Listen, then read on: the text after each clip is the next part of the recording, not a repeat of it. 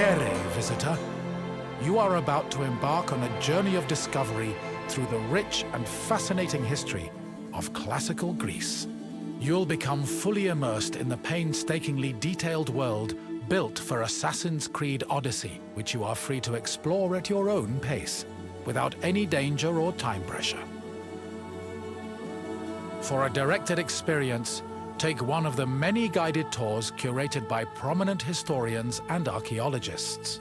Along the way, exchange words with some of Greece's most famous historical persons. The classical Greece you are about to explore is at the peak of its glory. This period is synonymous with grand accomplishments of the physical and the mental. Architectural marvels which still stand today dot its landscape, while towering achievements in philosophy, political systems, and art still influence our modern society in profound ways. We hope you become engrossed in the dazzling riches of ancient Greece and welcome you to your visit.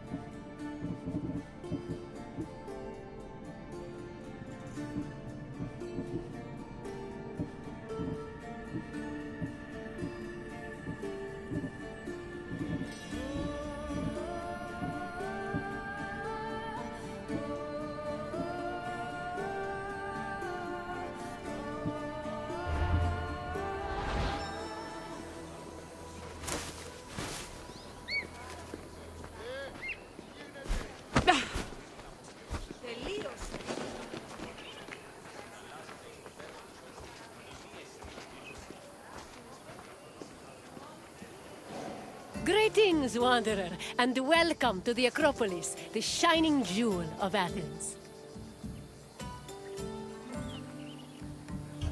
My name is Aspasia. Though I am not originally from Athens, I have climbed to the top of its social ladder using my wit and intellect. I've even earned the love of Pericles, one of the most powerful men in the city. The mind truly is a beautiful thing.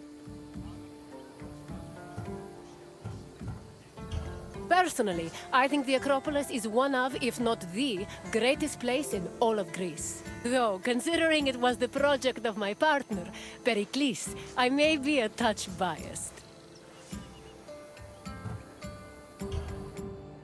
The Acropolis of Athens is a bastion of art and culture worthy of the gods themselves. Within this citadel, you will find many important sacred buildings, as well as some of the most magnificent art in all of Greece. You are in for a very enlightening visit. When you're done, come find me, and we can discuss the things you have seen. Farewell for now.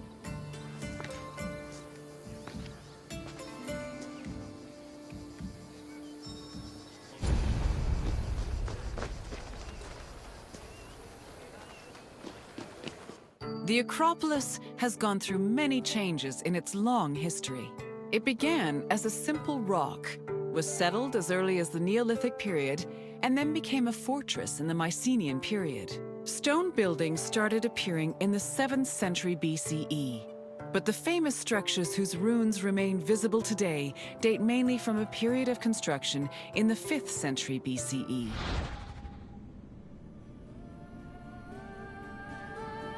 The Acropolis has gone through many changes in its long history. It began as a simple rock, was settled as early as the Neolithic period, and then became a fortress in the Mycenaean period. Stone buildings started appearing in the 7th century BCE.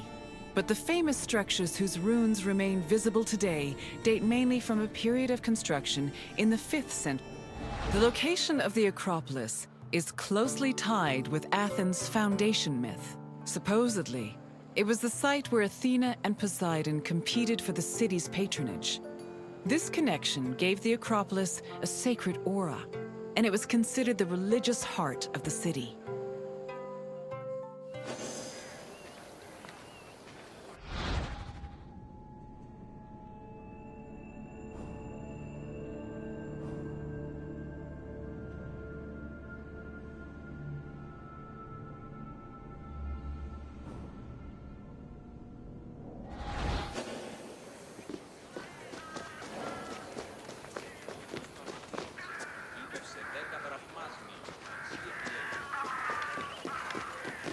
The Temple of Athena Nike was built on the remains of old fortifications from the Mycenaean era. Worship at the temple can be traced back to the 6th century BCE, but the building itself was destroyed during the Greco-Persian Wars a century later. It was rebuilt during the Peloponnesian War. Given that the name Athena Nike roughly means Athena of victory, it was likely constructed in the hopes that Athens would win the war. Unusually, the temple depicts historical scenes of battles against the Persians instead of the more mythologically inclined art of other Greek buildings. The temple's priestess was chosen randomly among the Athenians and received a salary of 50 drachmae annually, along with skins and trophies from sacrificed animals.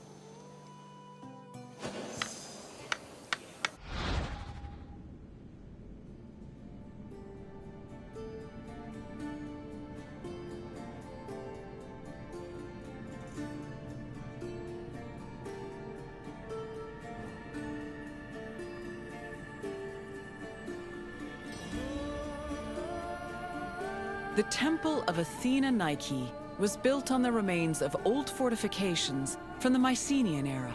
Worship at the temple can be traced back to the 6th century BCE, but the building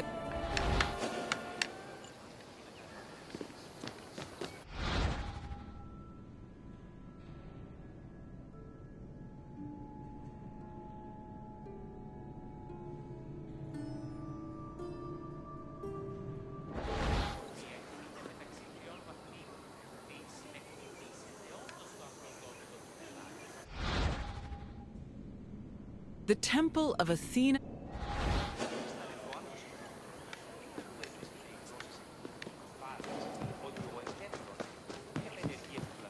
The Acropolis was built up over a long period, due in no small part to its partial destruction during the Greco-Persian Wars.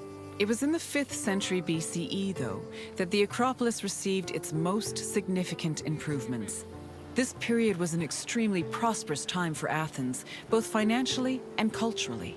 With a booming economy bolstered by trade and the Lavrion silver mines, Pericles, the leader of Athens, financed a huge project to rebuild the citadel. He enlisted the help of renowned artists, like the sculptor Phidias, as well as the architects Iktinos and Callicrates. Together, they erected buildings like the Parthenon and the Propylaea Gateway. Pericles' goal was to make the Acropolis into a glorious monument to the gods and to mortal Athenians.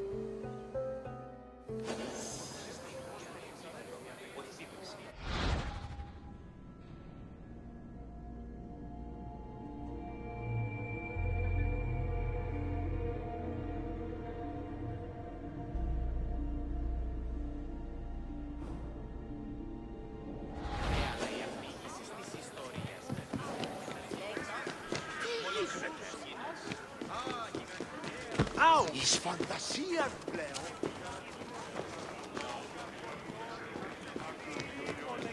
Behind the Propylaea was the giant bronze statue of Athena Promachos, or Athena who fights on the front lines. That name was reflected in the spear and shield the statue held in its hands. It was erected in the mid-5th century BCE by the artist Phidias. According to an inscription, it took 9 years to make and cost almost 500,000 drachmae. At approximately 10 meters tall, the statue was apparently so large that Pausanias claimed its helmet and spear tip could be seen from the sea near Cape Sunion, 60 kilometers away.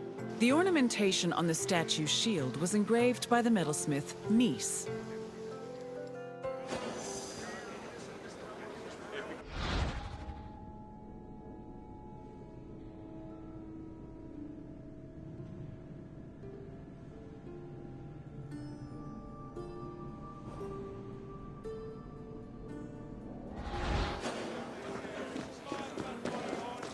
The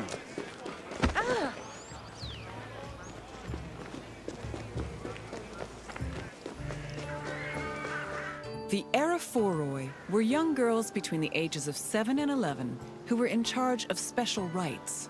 A list of 4 girls was drafted by the Assembly of Citizens, from which the High Magistrate, the Archon Basileus, chose 2 to serve as Eraphoroi for the year. The girls lived in a house on the Acropolis. They were in charge of carrying sacred objects and weaving the peplos of Athena. The peplos was a sacred robe offered to Athena during Panathenaea, a festival held in her honor.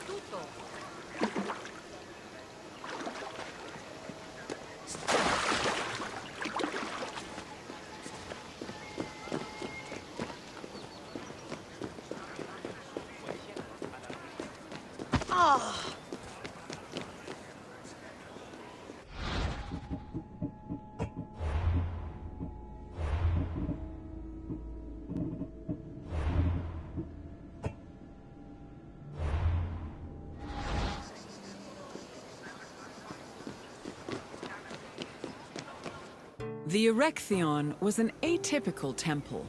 It was dedicated not only to Athena Polias, but also to Cecrops, the mythical founder of Athens, his son Erechtheos, and even Poseidon, the sea god who challenged Athena for possession of the city. The temple was divided into sections. The eastern part housed a statue dedicated to Athena, while the western section jointly belonged to Poseidon and Erechtheos. Meanwhile, King Cecrops' grave was believed to be under the caryatid porch. Under the temple was a crypt that was said to contain the sacred snakes of Athena. The snakes may have had a sweet tooth because the priestesses of Athena allegedly fed them honey cakes.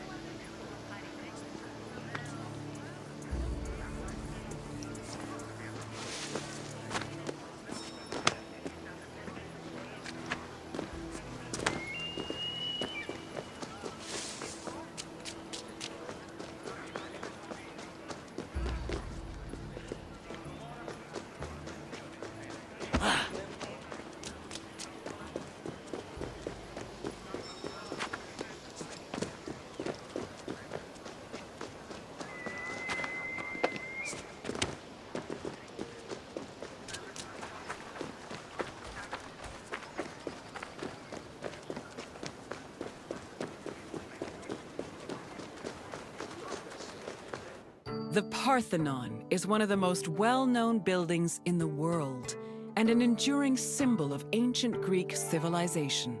While it is located on the Acropolis, the building is not a traditional temple.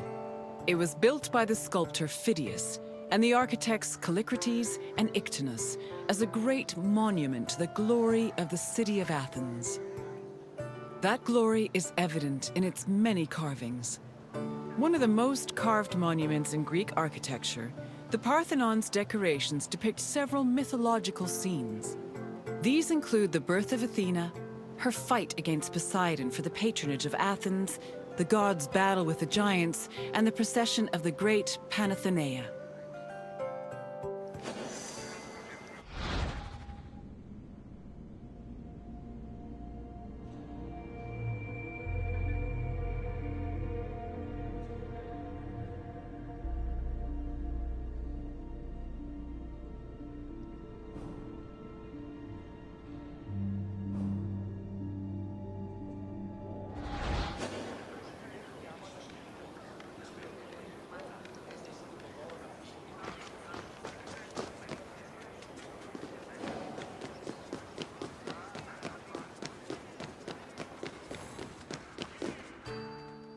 The Parthenon's inner chamber, or cella, contained a massive statue of Athena that was considered to be one of the sculptor Phidias's greatest masterpieces. The statue was chryselephantine, a combination of gold and ivory. To justify the steep cost of its construction, Pericles told Athenians that the statue was a gold reserve, which could be disassembled in times of economic distress. The cella also allegedly contained a pool, whose main purpose was to control the room's humidity, which helped preserve the statue's ivory.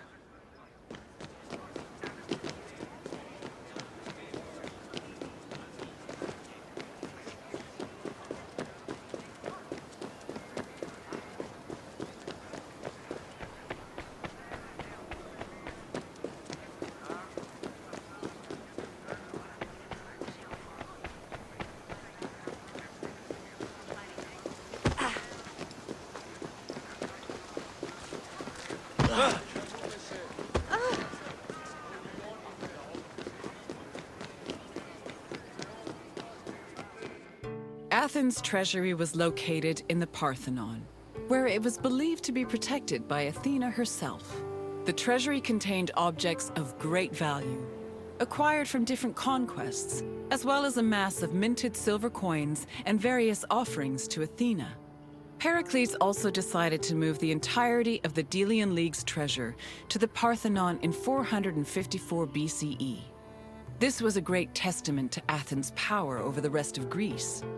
The riches were divided into two parts, the Demosia, which belonged to the city, and the Hiera Cremata, which was dedicated to the goddess and only used for religious purposes.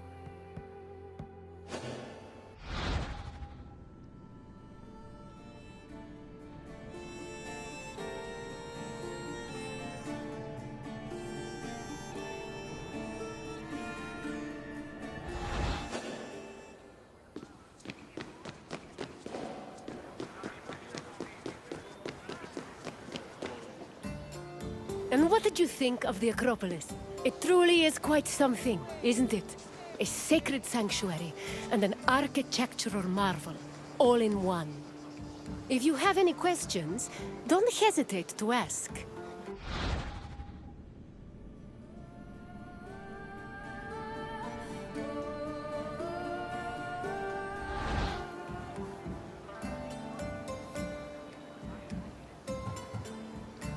You're confident enough for a test?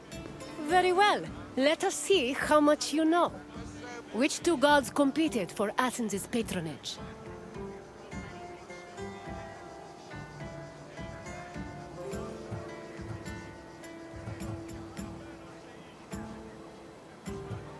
Zeus overthrew his father Kronos and sealed the Titan away.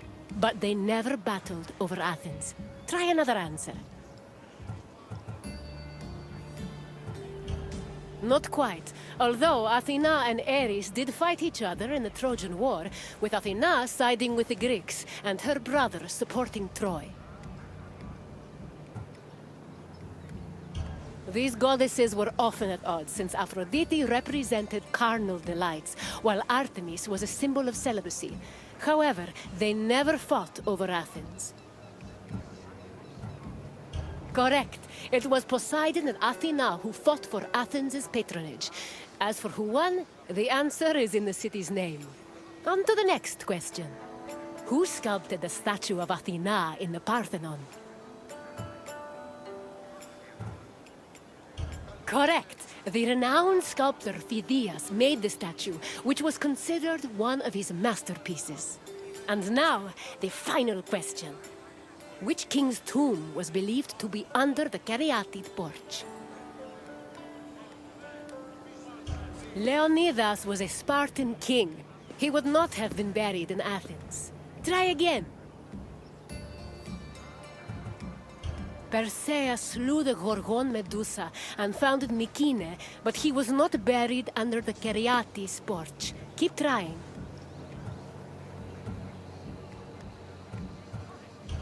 I'm afraid not. Menelaus was known for two things: marrying Helen of Troy and going to war when she left him for the beautiful Paris. Try another answer. That is correct.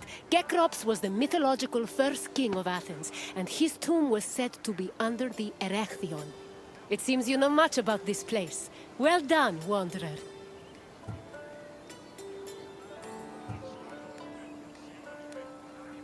Very well. On to the next tour.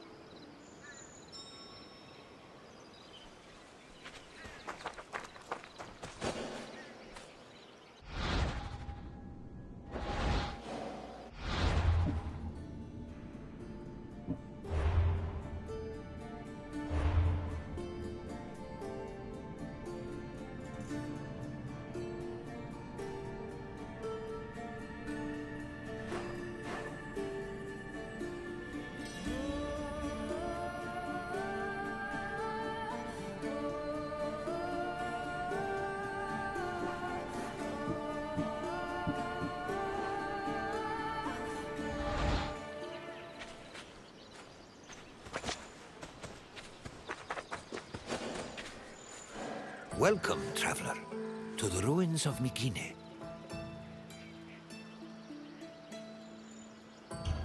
My name is Herodotus, and I am a traveler from Hyrcanassus. I retrace the cause of various events, such as wars and great calamities. I describe what I see and record what I'm told. all with the aim of providing a better understanding of why these things occur. Look for me to introduce you to many sites. It is humbling to stand in the remnants of such a great civilization. Looking at these ruins, I am reminded that the past is never as far behind us as we think. These are the ruins of Mycenae, center of the old Mycenaean civilization. It was home to great warriors and heroes. In many ways, places like Athens and Sparta stand on the shoulders of its accomplishments. This tour will take you through its ruins and introduce you to its most important monuments, revealing its history in the process. I hope you enjoy yourself. I'll be waiting for you at the end of your visit.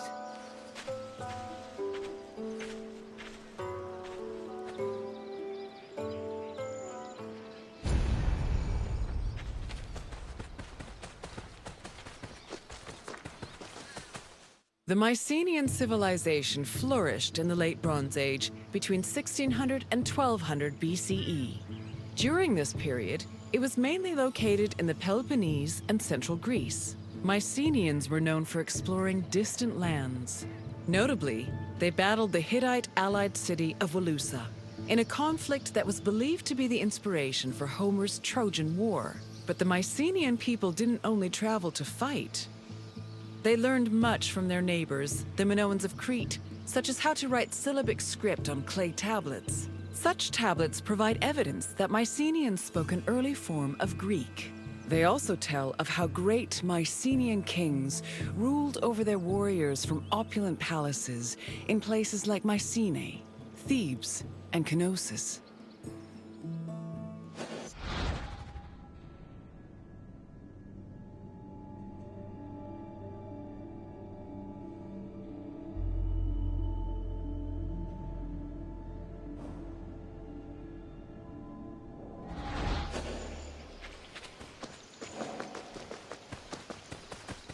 The entrance to Agamemnon's citadel, or the Lion Gate, is one of the most iconic monuments in Mycenae. It is impressive for both its height and for the intimidating rendering on its relief, which depicts two lions standing on either side of a column. Unfortunately, the lions' heads, which were presumably made of a precious metal or higher quality stone, have been lost to time. The gate was most likely meant to greet a triumphant king returning home from successful military campaigns and to awe foreign visitors.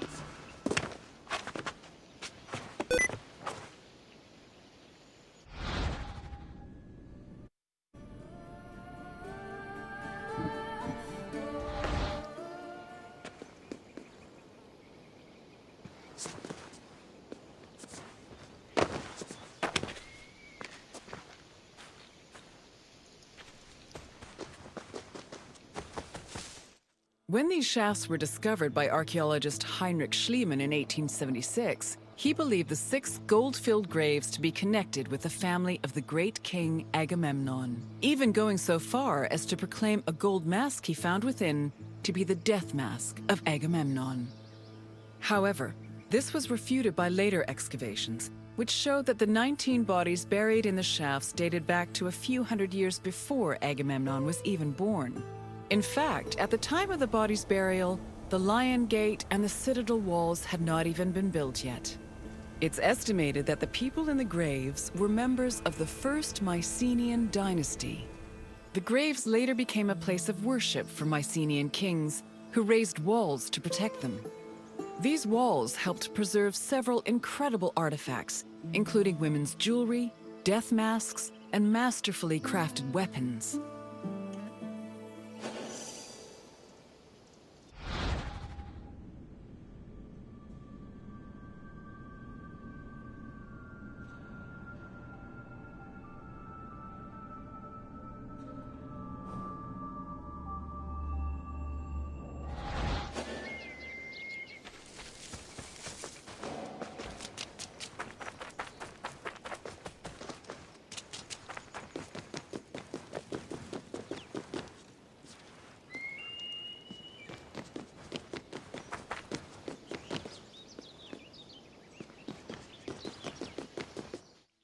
By 1250 BCE, Mycenae was at the height of its power, and its living quarters and workshops were numerous. Houses were built everywhere, from the top of the palace's hill near the king's residence, to the slopes and terraces within the walls, to the nearby hills outside the citadel.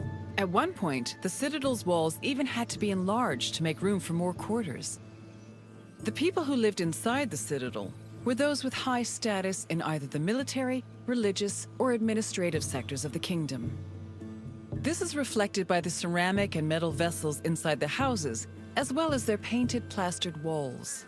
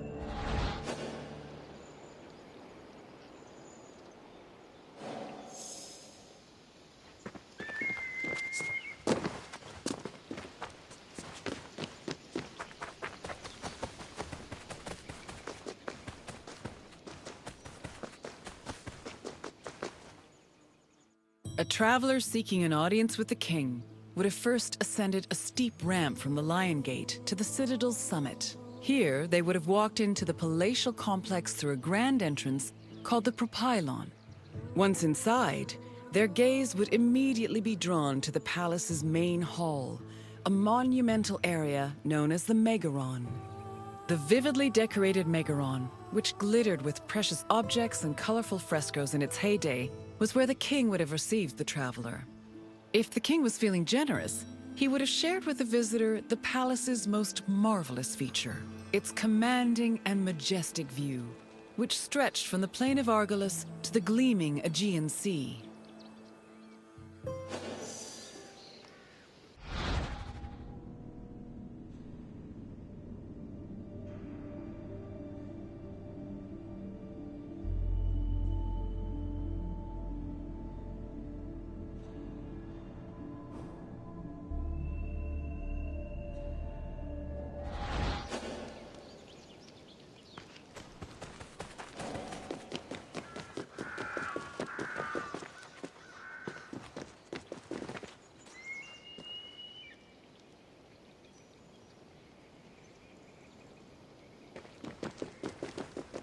It was in this palace where a legendary Mycenaean king like Agamemnon would have held court. According to Homer and other poets, Agamemnon led the Greeks in the sack of Troy.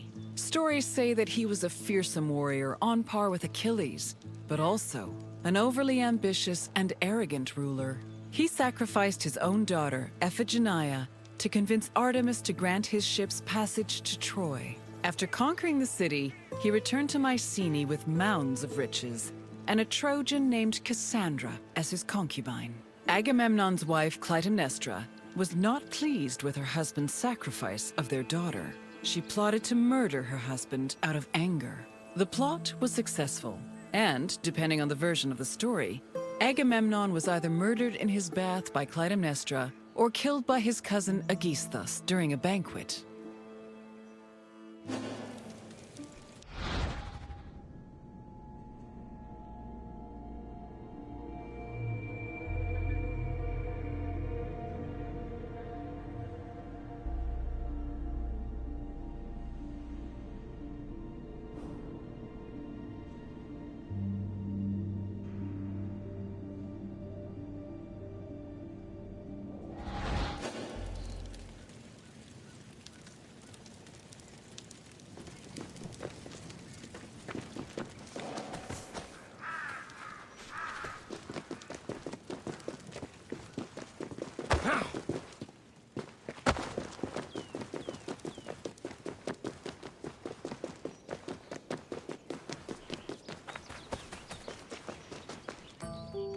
You've completed the tour.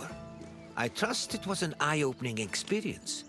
Though it did not last, Mycenae was a sort of precursor to what would eventually become the Greek civilization we know today. It's important we remember them, if only to avoid repeating their mistakes. Now, what else would you like to do? Then let's begin. First, I have quite a simple question. Which ancient city may have been the inspiration for Homer's depiction of Troy? Yes, the Mycenaeans' conflict with the city of Wilusa allegedly inspired Homer's Trojan War. Now, for the second question. Agamemnon sacrificed his daughter Iphigenia to convince which god to allow him to proceed to Troy? No, Agamemnon's sacrifice did not appeal to Apollo. Try again. Yes, Agamemnon sacrificed Iphigenia to reconcile with Artemis, who then allowed his ships to pass to Troy. Now, one last question. What was the name of Agamemnon's Trojan concubine?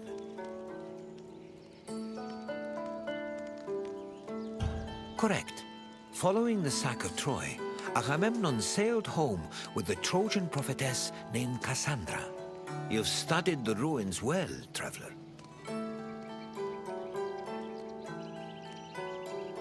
Then, I suppose this is farewell. At least for now. Safe travels.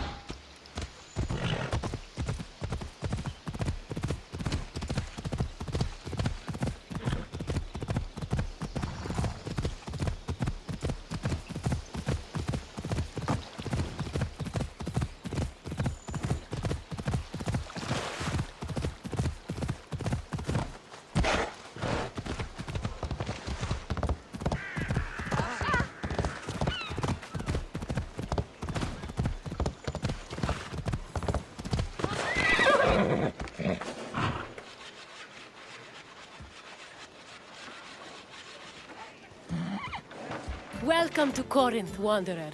I have a special visit planned for you today. It's an intimate, informative look into the daily lives of Greek women. It's amazing what women could accomplish while men spend all day trying to out-debate each other at assembly meetings. Their work should be far more appreciated on the whole, but we're going to acknowledge that now. Corinth was one of the largest cities in ancient Greece. It had an estimated population of 90,000 in my times, and much of that population was made up of women. This tour will shine a light on those women and look at how they lived on a day-to-day basis. Look for me when you're done with your visit, and we can discuss things further.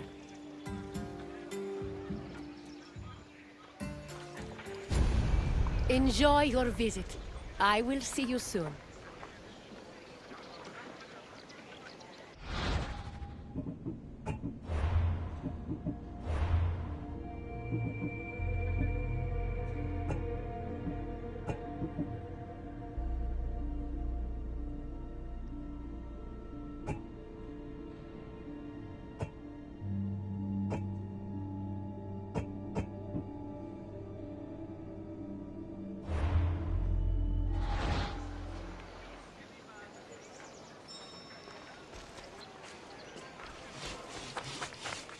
Young girls growing up in ancient Greek cities were usually raised by a nurse. They mostly stayed in the women's quarters of the house, the gunaikon, where they spent their time spinning threads and weaving. While there is not much historical evidence of young girls at play, especially compared to boys, it was still known to happen.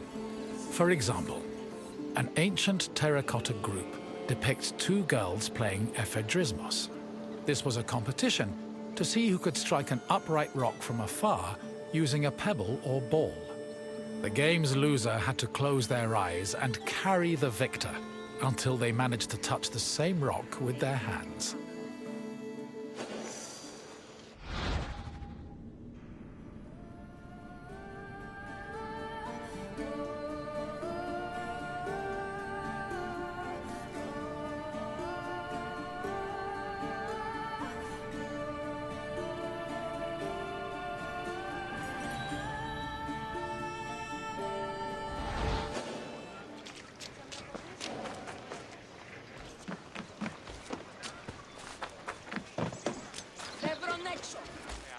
For a young Greek woman, marriage was the culmination of their induction into society.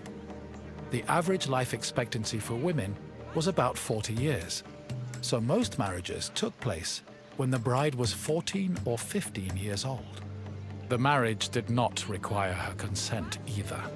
Instead, she was passed on from the protection of her father to that of her husband. Married women were not technically citizens at the time, and lacked the rights that came with official citizenship. However, they did receive a dowry that only they were allowed to spend. But in the event of a failed marriage, the dowry was returned to the bride's father. After the marriage was consummated, the woman's status changed from being a maiden to a bride. She remained a bride until the birth of her first child, wherein she officially became a woman.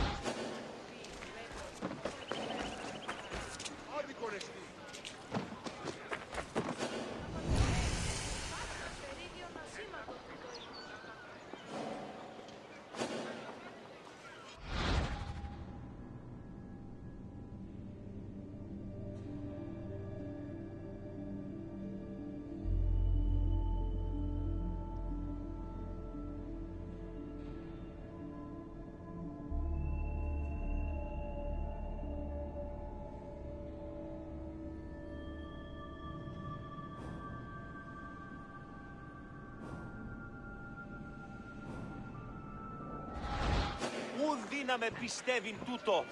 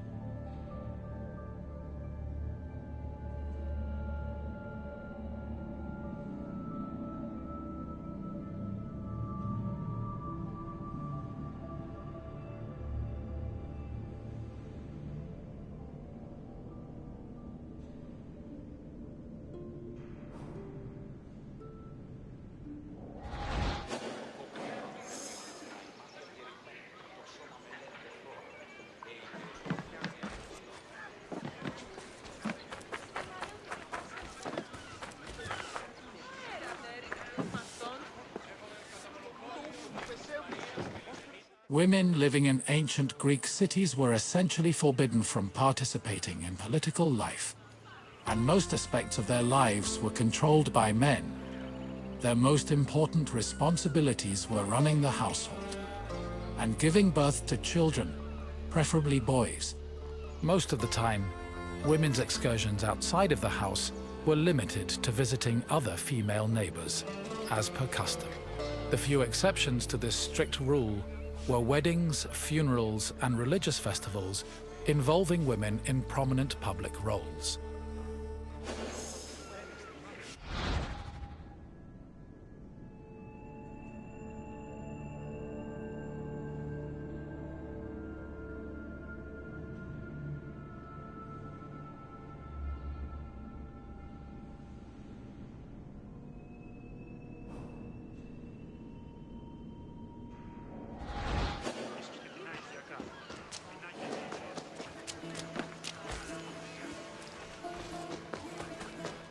Making textiles was the main occupation of most Greek women. It was a woman's responsibility to manufacture clothing for each of her family members, as well as to weave other household textiles. Women with exceptional weaving skills were believed to make excellent wives, and weaving in general was seen as a very attractive quality. For example, Homer describes Odysseus's devoted wife Penelope as spending most of her days weaving at the loom. Similarly, many Greek vases depicting women weaving were combined with images of a woman holding a veil, which was seen as the symbol of a bride.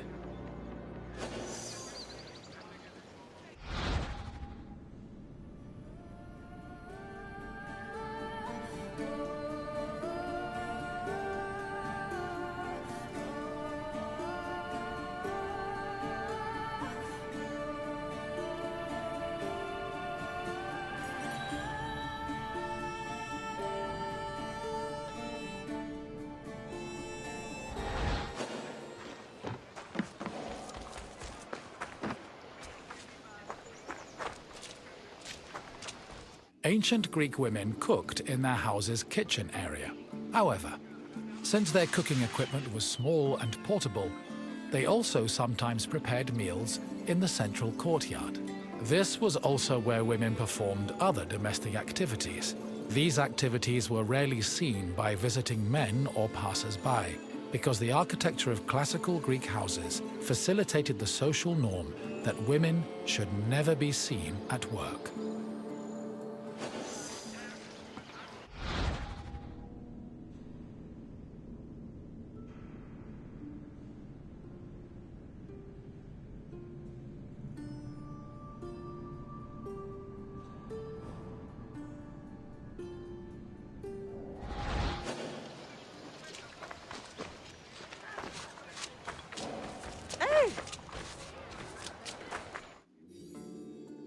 The historian Strabo relays that the Temple of Aphrodite was one of Corinth's most famous landmarks.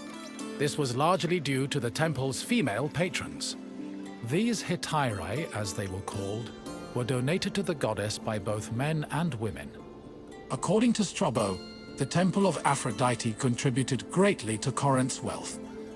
The hetairai were the temple's main attraction, and many visitors came to Corinth in search of their company, for which they spent frequently and frivolously.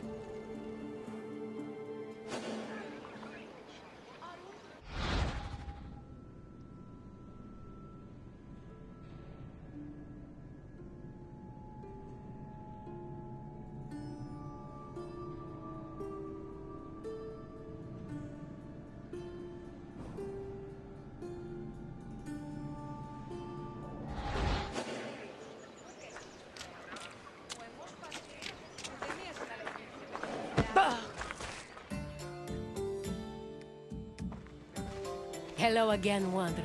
I hope your visit was an interesting one. Greek women lived very restricted lives compared to men, but throughout it all, they held on to their strength and dignity. Is there anything else you'd like to do? Feeling up for a test? Excellent! Let's begin with an easier question. What was the name of the women's quarters in a Greek home? No, Yini was the status a woman achieved after the birth of her first child. Keep trying. The Andron was actually the men's section of the house, where they held their symbosia. Try another answer. Correct. The Yinekon was where young girls spent their days weaving and spinning threads. On to the next question. The Corinthian temple said to employ the Etera was dedicated to which god? Artemis was the goddess of chastity, so dedicating the temple to her would have been ironic, don't you think? Keep trying. Apollo did have a temple in Corinth, but it did not employ Etera. Try again. No, the temple was not dedicated to Athena. Try a different answer. Correct. Aphrodite was the goddess of love and passion, so it's only fitting her temple served such an amorous purpose. We're almost done. Just one more question. What was the name of Odysseus' wife? Odysseus and Athena had a good relationship, as far as mortals and gods go, but they were not married. Try another answer. Yes, Penelope was Odysseus' loyal wife, who kept at her weaving while waiting for her husband to return from war. You passed the test, Wanderer. Congratulations. Of course. Let's see what Greece has in store for you.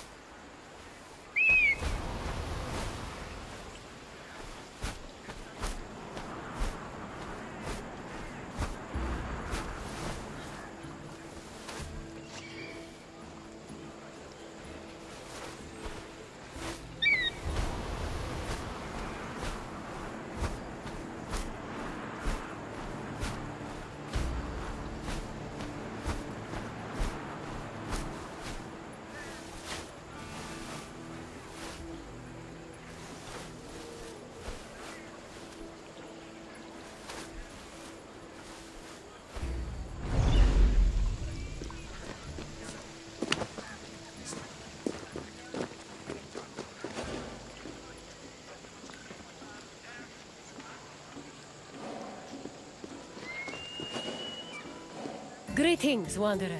It is my pleasure to introduce you to a unique tour. One that won't take you to impressive landmarks or famous battle sites, but through a typical Athenian home.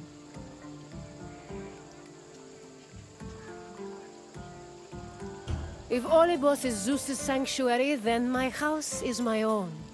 It is a place where I can shelter myself from the noise and stress of city life. For an outgoing people like the Greeks, the house was a refuge of privacy. Inside, they could escape from the constant demands of civic life to enjoy the simple pleasures of family life. Look for me when you are done, and we can discuss the things you've seen. Farewell for now.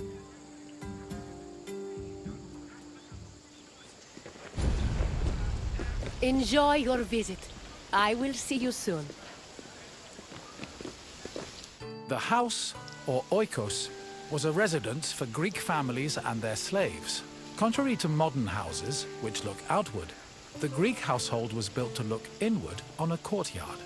The courtyard was the house's central fixture. It was the building's main source of daylight, and also the location of religious altars dedicated to worship. The building itself was made up of familiar accommodations, including bedrooms, storage rooms, a kitchen, and a living room. Women were generally in charge of tending to the home, which in Greece was called oikonomia, a term that inspired the modern word economy.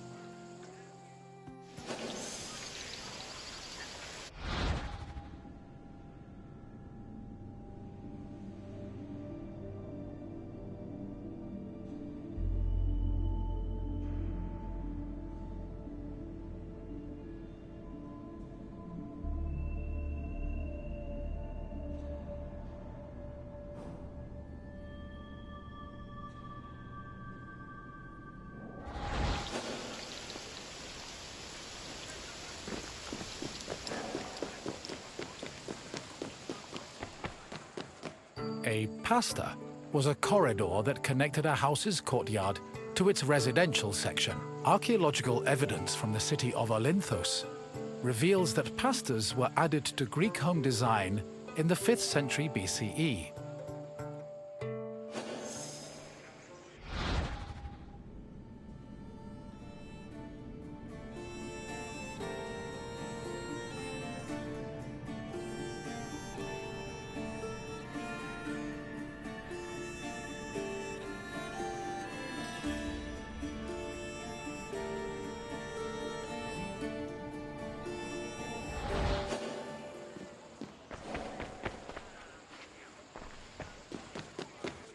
Greeks had no qualms about combining their work and their private lives, and many of them worked from home.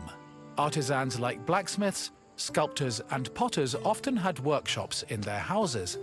Some even operated small stores to sell their work. Similarly, doctors were known to treat patients in special offices located in their homes. Women also worked in the house and were responsible for making textiles, as well as producing clothes and supervising weaving, which was carried out by slaves. If the household was wealthy enough, they could even produce a surplus of textiles to sell in times of financial difficulty.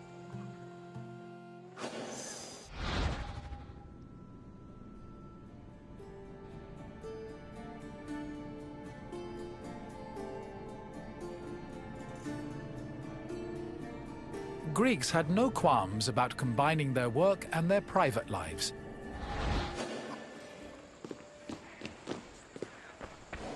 The inner courtyard was the nexus of the house. Functionally, it allowed air to circulate and also provided access to most of the rooms. It also sometimes housed a well or a cistern that collected rainwater. In the center of the courtyard was an altar to Zeus Hercules, who served as the protector of the household. Women would often use the space to sew and cook, while children used it as a play area. Furthermore, if the family had pets or animals, the courtyard was where they were allowed to run free.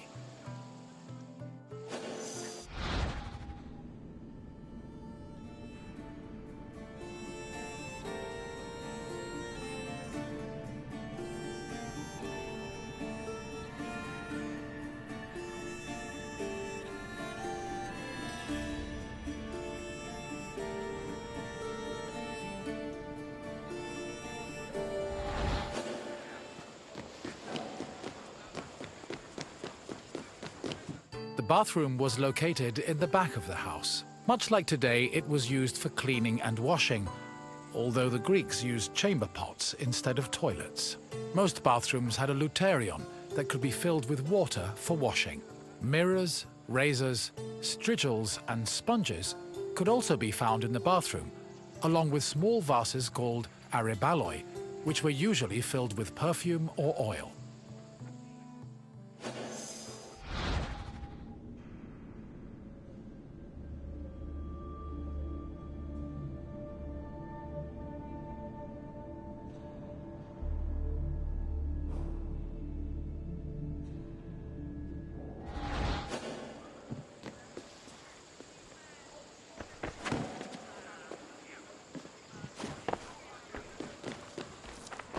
Greek homes had kitchens where the family's meals were prepared. The Greeks did not often eat meat, except during special occasions like banquets or after sacrifices. They had mainly a grain-based diet, eating staples such as bread, porridge, or a barley cake called maza. They also occasionally ate poultry, fish, and other seafood, as well as fruits, vegetables, goat milk and cheese, and olive oil. Food was cooked on a tripod, or sometimes in a klibanos, which was a sort of mobile oven. Other cooking implements included braziers, mortars and pestles, a spit to hold food over a fire, platters, and frying pans. The family also used the kitchen to store food in containers called pithoi.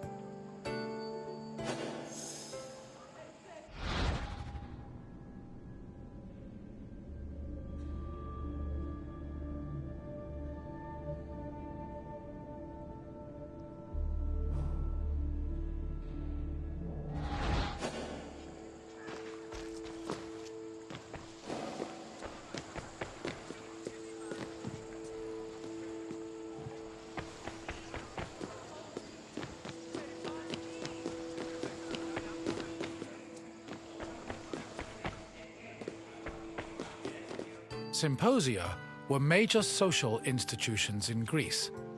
They were drinking parties held exclusively for men. The party took place in the men's section of the house, the andron, where residents and guests reclined on special couches called klinai. Food was served on low tables set in front of the couches, while wine was placed in a crater in the center of the room. During a symposium, men drank, sang, had philosophical discussions, and played games like kotobos. Musicians, dancers, and even courtesans were often welcomed to attend as well. However, wives and daughters were always excluded.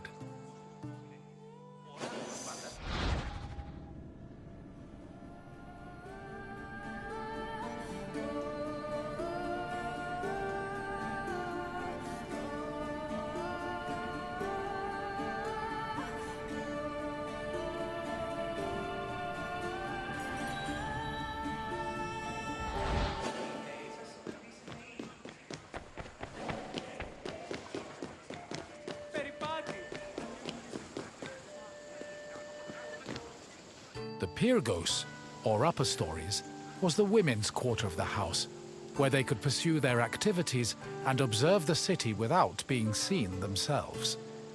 The rooftops were also used in a special rite called the Adonia, a private celebration held in honor of Adonis, which was reserved for women. At the beginning of spring, women filled terracotta pots with soil and lettuce seeds, then climbed a ladder to place the pots on the rooftop. These pots served as the women's very own Gardens of Adonis.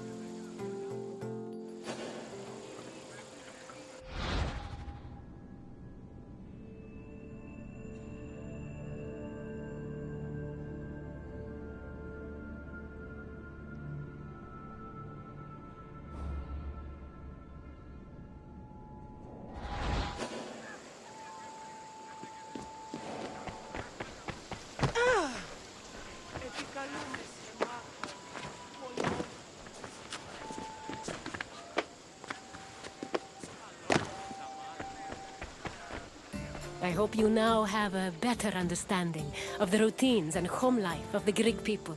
What would you like to do next? Then let's start with a simple question. Which group of people celebrated the Adhonia? The Adhonia was not celebrated by pets, as adorable as that would be. Keep trying. Men did have exclusive parties, but they were called Sybosia. Try another answer. No, children preferred playing in the courtyard to planting seeds in pots. Try again. Correct. The Adhonia was celebrated by women of all stations. Let's move on to the next question. Which of the following was known as the protector of the household? No, this particular Zeus was known as Zeus of the Oath. Try again. Apollo Patros was believed to be the father of the Ionian Greeks. Keep trying, though. Athena Ergani was actually the god of arts and crafts. Try another answer. Yes, Zeus Herkios protected the household, and an altar to the god usually stood in the center of the house's courtyard. On to the final question. Which of the following was not located in the bathroom? I'm afraid mirrors were quite common in bathrooms. Keep trying. The Luterion was a water basin that was located in the bathroom. Try a different answer. Strigils were often found in Greek bathrooms, where they were most likely used to remove sweat before bathing. Try again. Correct! The Klivanos was a mobile oven usually found in the kitchen. It seems you really know your way around Greek homes. Well done, Wanderer. Farewell, Wanderer, and thank you for visiting my city.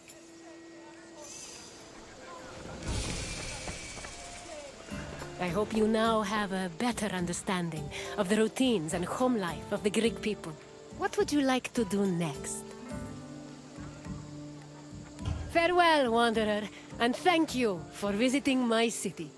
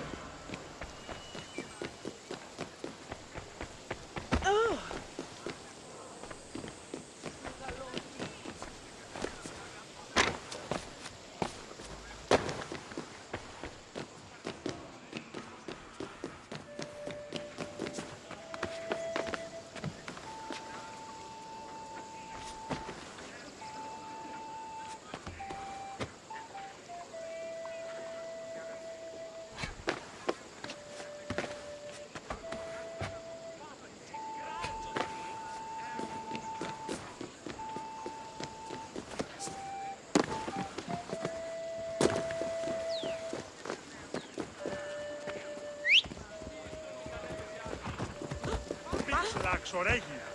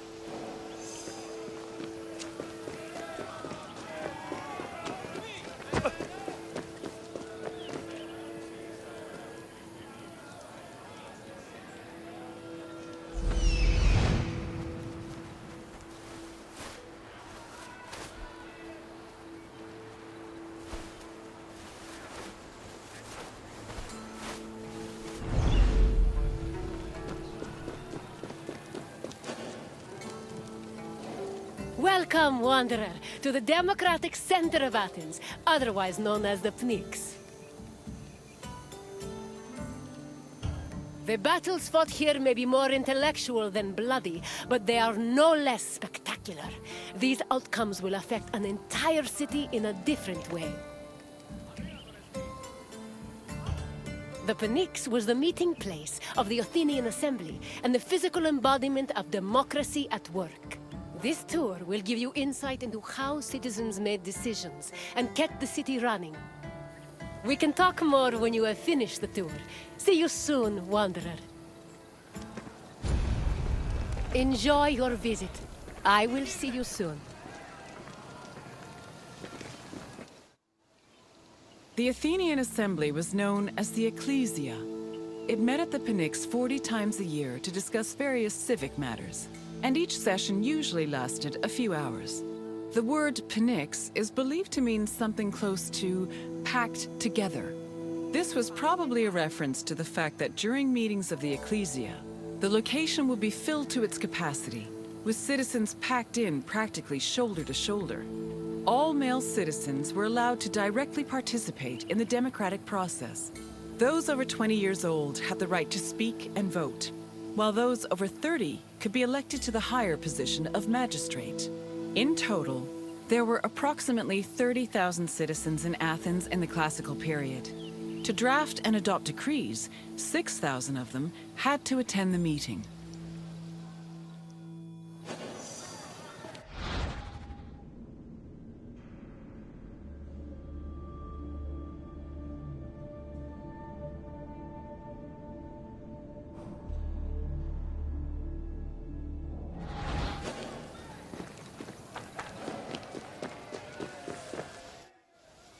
Citizens came from all over Attica's 10 districts to attend the meetings of the Ecclesia. The meeting was presided over by an executive council called the Prytanes. Every session began with a sacrifice to Zeus Agoreos, the patron of the assembly. During the meeting, citizens delivered speeches from the Pnyx's platform on whatever issues the city faced. Afterwards, the issue was voted on with a show of hands from the gathered assembly. The Ecclesia made important decisions about subjects like grain importation, expenses, and declarations of war. While they could not directly enact laws, they had a say in appointing Athens' legislators, which gave them a large role in shaping the city's daily operations.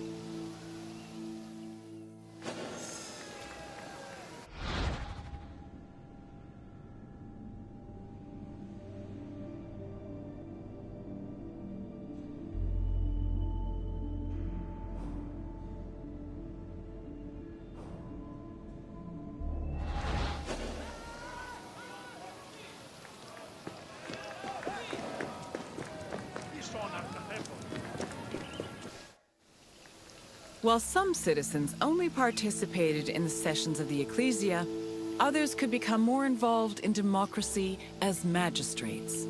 Magistrates were elected from among Athenian citizens over 30. They were often successful orators and charismatic politicians, and they held much more sway over important decisions than the average citizen. One of the most famous magistrates was Pericles, who was so popular, he held his position for 15 years.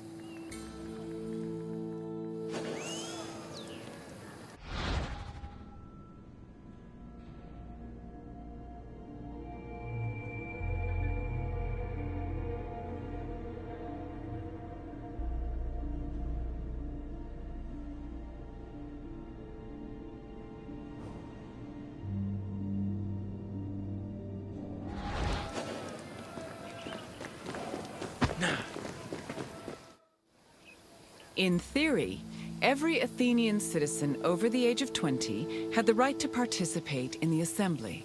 However, some of them lived far from the city, and others could not financially afford to miss a day of work to attend meetings.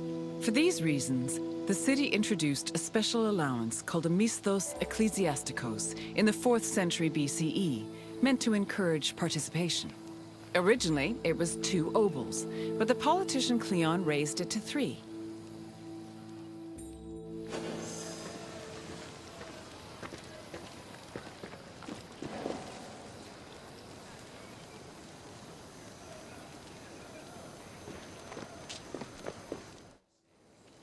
Athens introduced several innovations that heavily influenced modern society, including theater, architecture, and philosophy. However, their greatest contribution was their democratic government, which introduced the concept of a city ruled by its citizens. The decision to adopt democracy as a government, a choice made in 508 BCE, shaped civilization as we know it, and continues to affect us today.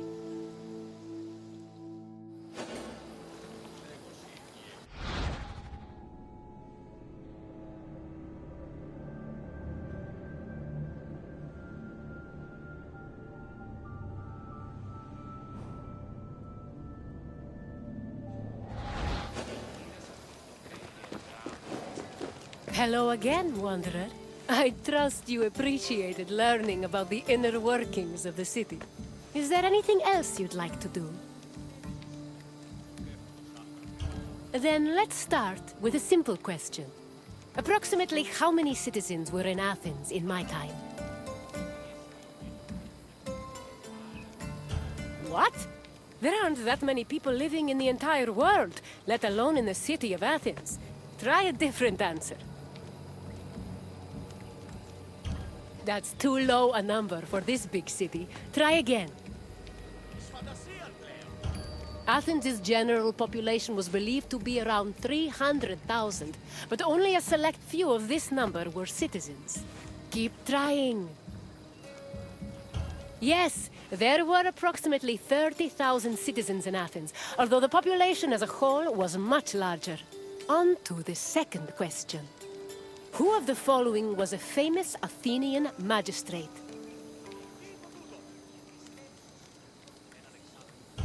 Plato was brilliant and eloquent, but he was a philosopher, not a magistrate. Keep trying.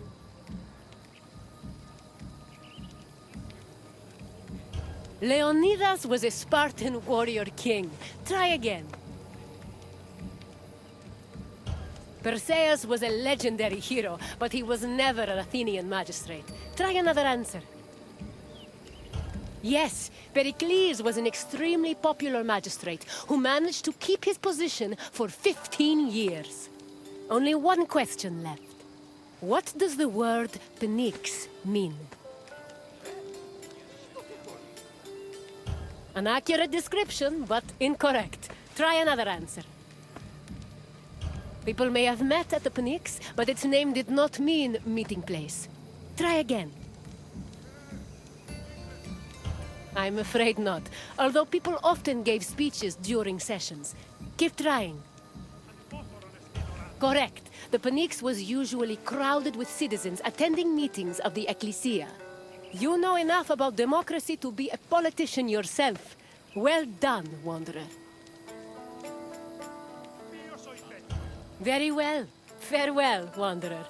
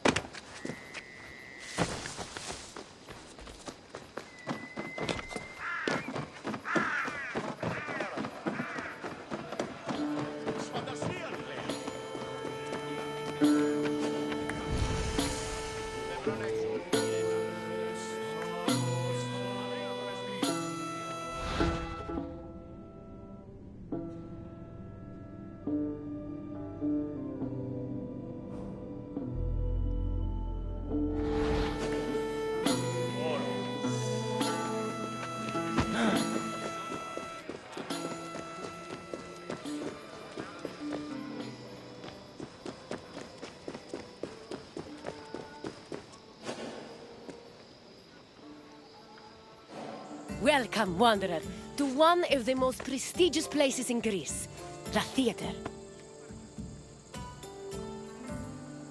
I'd tell you, but I think it's best to let the actors speak for themselves. The theater was where audiences gathered to watch plays.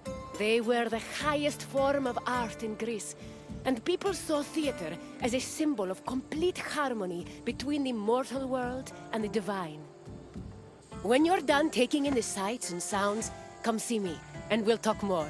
Until then, wanderer. Enjoy your visit. I will see you soon. Enjoy your visit.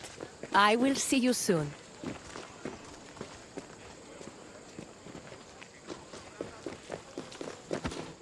Theater is not just part of geek culture, but was a major part of Greek culture. In Athens, comedies and dramas originated from the dancing and singing performed by members of the cult of Dionysus. Between 536 and 533 BCE, theater's burgeoning importance in Athens was demonstrated when the responsibility of organizing tragedies was entrusted to the Archon, the highest-ranking magistrate in the city.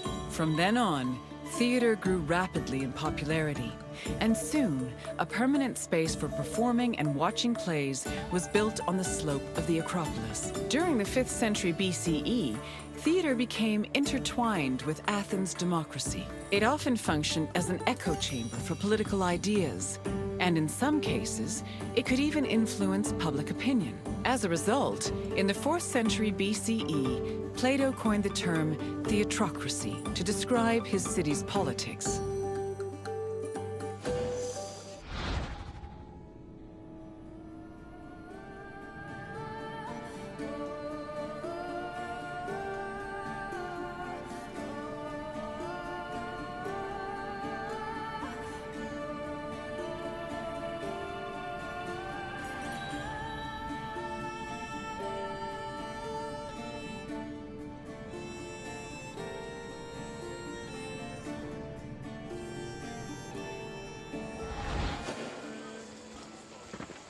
Ανυπόφορον εστίν οράν.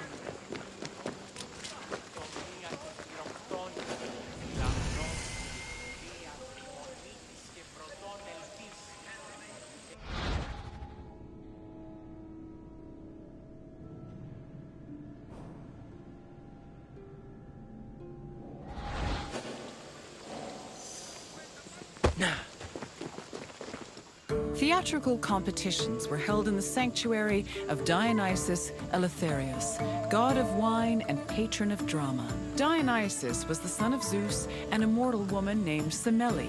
Stories say that Zeus, who had fallen in love with Semele, appeared to her holding a lightning bolt in his hand. Semele was tragically struck dead by the lightning, but Zeus managed to save her unborn child, keeping the embryo in his thigh until it fully gestated. This is why the name Dionysus is sometimes thought to mean born twice. In Athens, theater was a part of the cult of Dionysus, and stage productions in the god's honor were held during festivals like the Linnea and the Great Dionysia.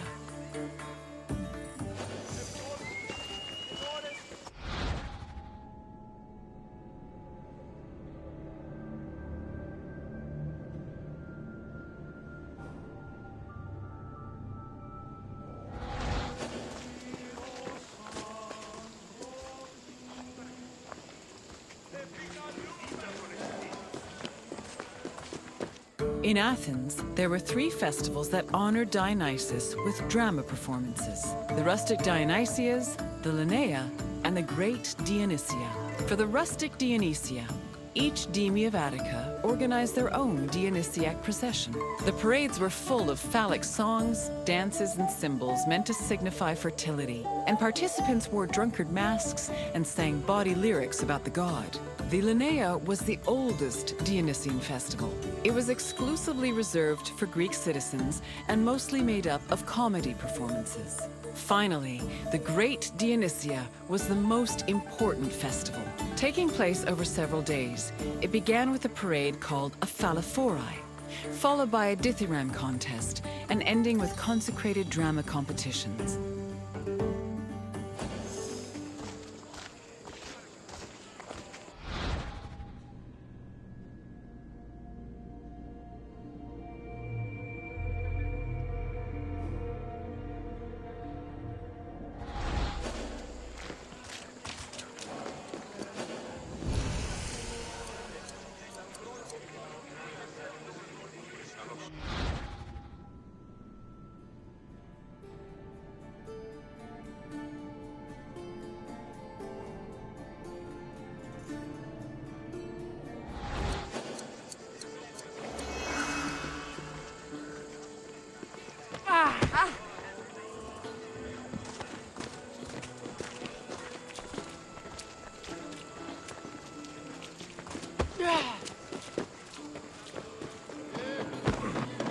The Great Dionysia was supervised by the head magistrate known as the Archon, who was assisted by 12 other magistrates. Among his duties, the Archon picked Chorigoi, rich Athenian citizens responsible for providing the budget for rehearsals and performances. 2 days before the Dionysia, a ceremony called the Proagon took place where playwrights introduced their work. The Dionysia finally began in earnest with a procession to the god's temple, followed by sacrifices and a symposium. The next 2 days centered on dithyramb contests, while the final 4 days were dedicated to drama competitions. The contests' outcomes were decided by 10 judges who were appointed at random by the Archon. The judges placed their votes in an urn, and 5 of the votes were randomly picked to determine the winner.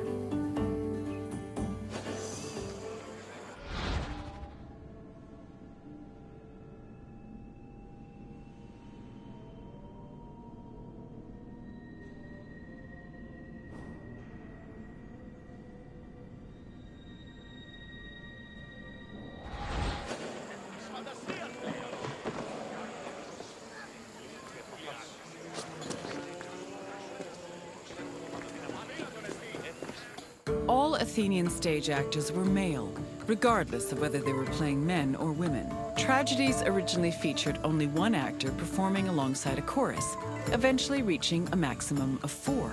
Adding more roles opened up the opportunity for dramatic dialogue. During performances, they prepared themselves in the skene, a building that served as a backstage area, before emerging onto the proskenion, or stage. The skene could be painted to represent backdrops like palaces, temples, and tombs. Its roof was reserved for appearances by the gods. These gods could be moved around with a crane called a mechane, which produced spectacular visual effects. On stage, actors wore masks and elaborate costumes. For tragedies, they were adorned with magnificent clothes, while for comedies, actors playing male characters wore hugely exaggerated phalluses, probably to maximize the laughs.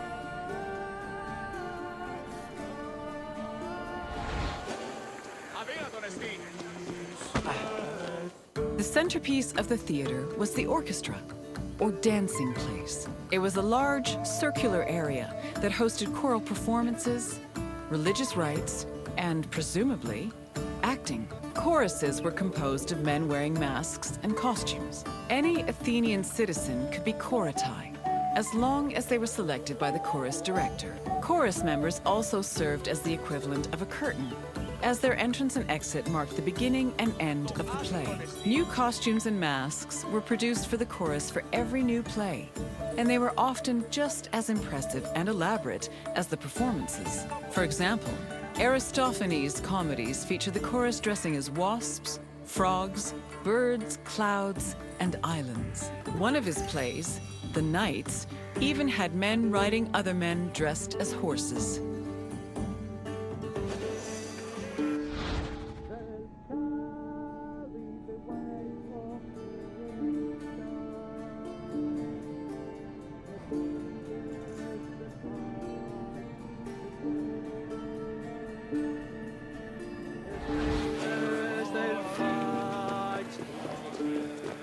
Athens' Theatron, or performance space, could seat up to 17,000 people, nearly a tenth of the population of Attica. Its excellent acoustics made it ideal for drama, but it was also sometimes used for political meetings and parades. The theater was accessible to everybody. This did not mean that seating was free, though. The first rows were normally where priests and public officials sat, while the central part of the auditorium was reserved for ambassadors and guests of honor. There is also evidence that men and women sat separately. In general, theater audiences were emotional and noisy. During performances, they would shout, curse, and throw things depending on their mood, and their reactions were just as much a part of the experience as the acting.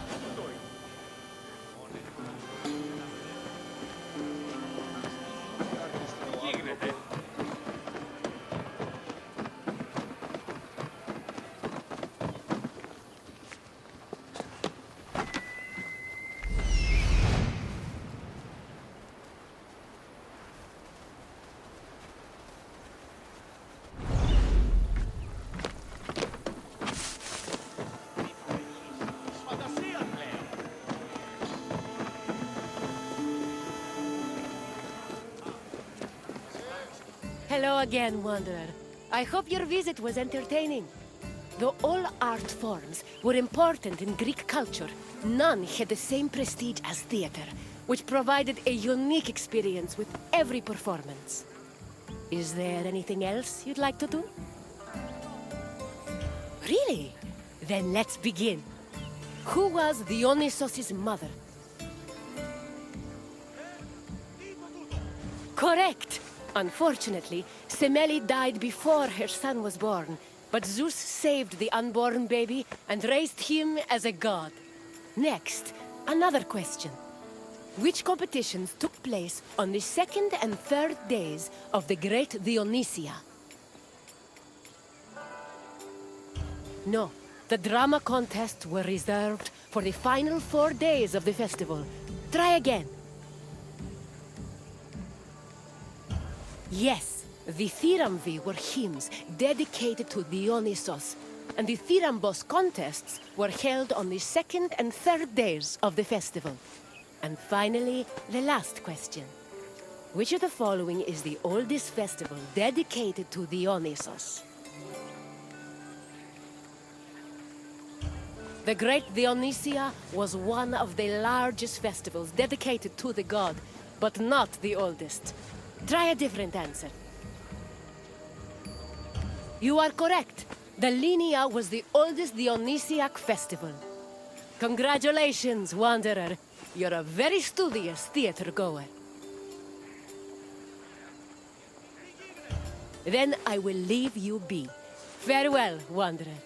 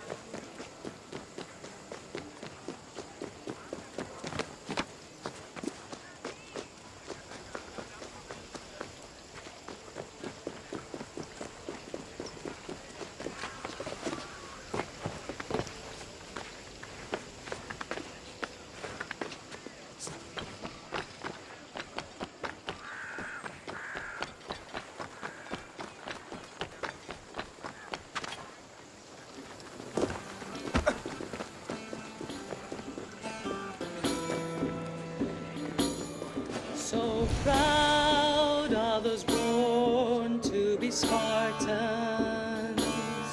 They'll ride through the fire they face. They carry the weight of rain. The bravest they'll fight to the grave. Oh!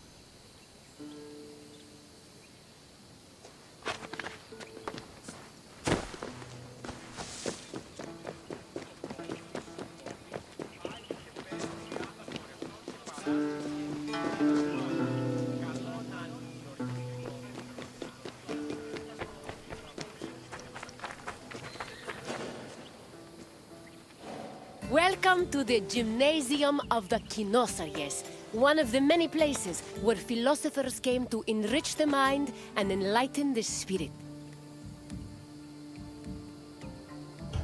There is no better setting for learning than in a quiet place far away from the commotion of the city. Education held a very important place in Greek society. The most prominent educators were philosophers, whose teachings ranged from everyday rituals to the makeup of the universe. Once your tour is complete, come find me, and we can discuss what you've learned. Farewell for now, wanderer. Enjoy your visit. I will see you soon.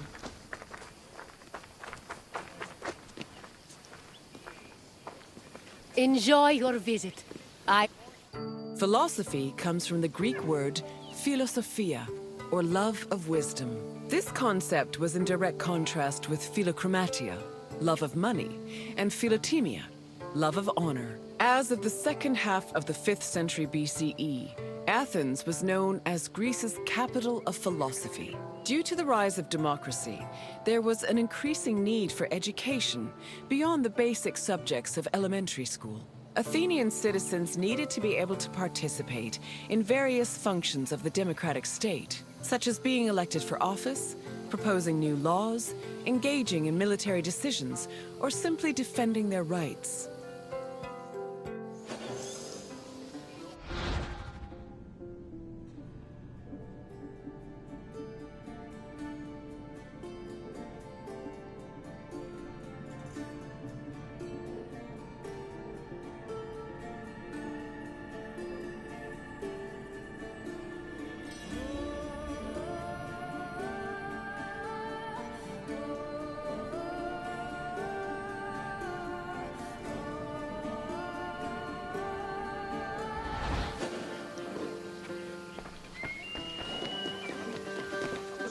Originally, Athens had no official school buildings for higher education. Sophists and philosophers taught either in private homes or in public spaces like the theater.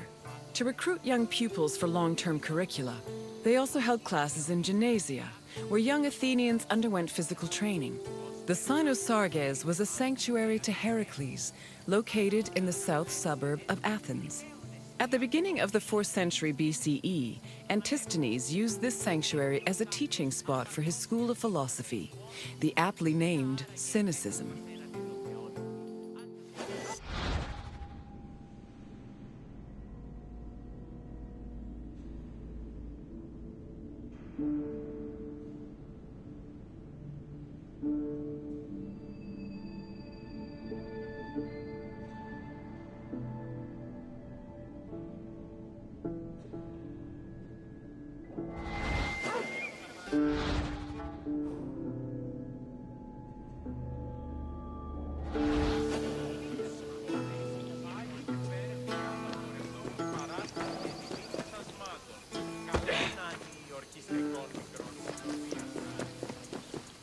Any free citizen was allowed to involve themselves in the Athenian democratic process.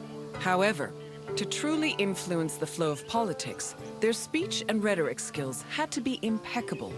As a result, many sophists taught subjects like logic, reason, and eloquence. These were meant to help students achieve arete, or excellence. But this specific concept of excellence was often challenged, especially by other philosophers. For example, Plato, Socrates, and Isocrates preferred a more moral approach and argued that rhetoric should be used as a means to serve the greater good. Socrates and Plato went even further, declaring that philosophy and wisdom were not only useful tools, but also ethical virtues.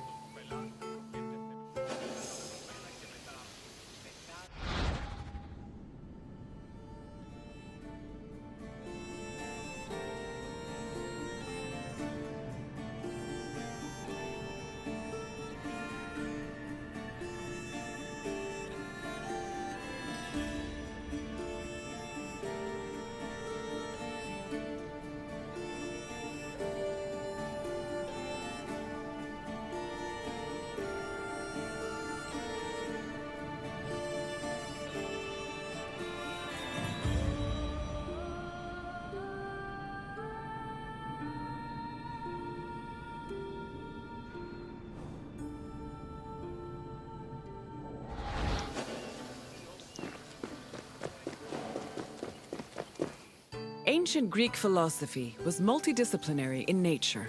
In addition to wisdom and logic, philosophers also studied and taught math, geometry, music theory, and even medicine. For example, the philosopher Prodicus wrote a treatise called On Human Nature, where he outlined various explanations on human physiology. Philosophy's influence was also great enough to affect medicine. Hippocratic physicians were known to incorporate philosophical ideas into their work, and the treatise On Airs seems to be influenced by pre-Socratic theories on air being the first principle of the universe.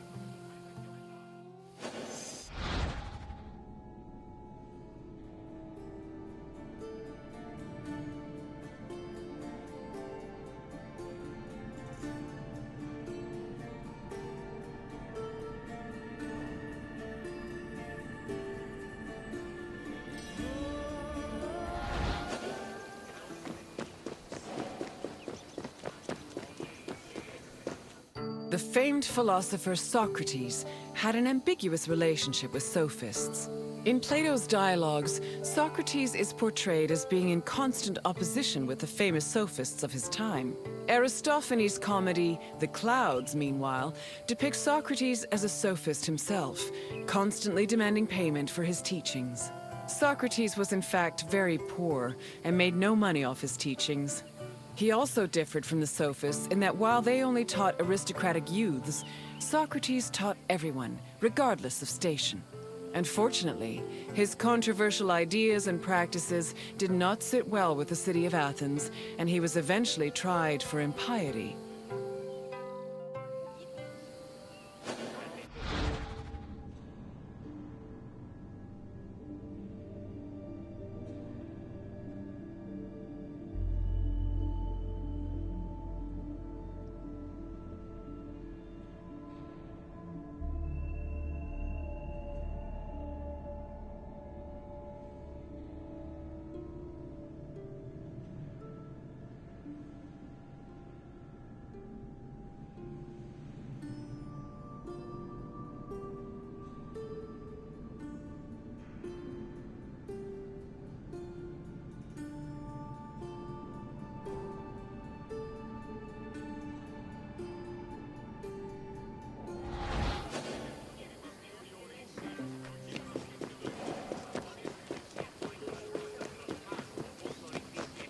Philosophy was not only a collection of ideas, but a way of life. According to philosopher Pierre Hadot, his ancient counterparts had a daily regime of spiritual exercises to combat their passions, doubts, and illusory beliefs. These exercises included meditation on death, contemplation of nature, or speaking with a friend or mentor. Philosophers also followed specific dress codes and diets. They were also part of a community of masters and students. These communities were created and strengthened in schools. Plato founded such a school in the early 4th century BCE, when he purchased a property in a grove just outside of Athens. The school was designed to groom students into philosopher citizens who could eventually rule the city in a measured and fair manner. It followed its own rules and was open to both male and female disciples.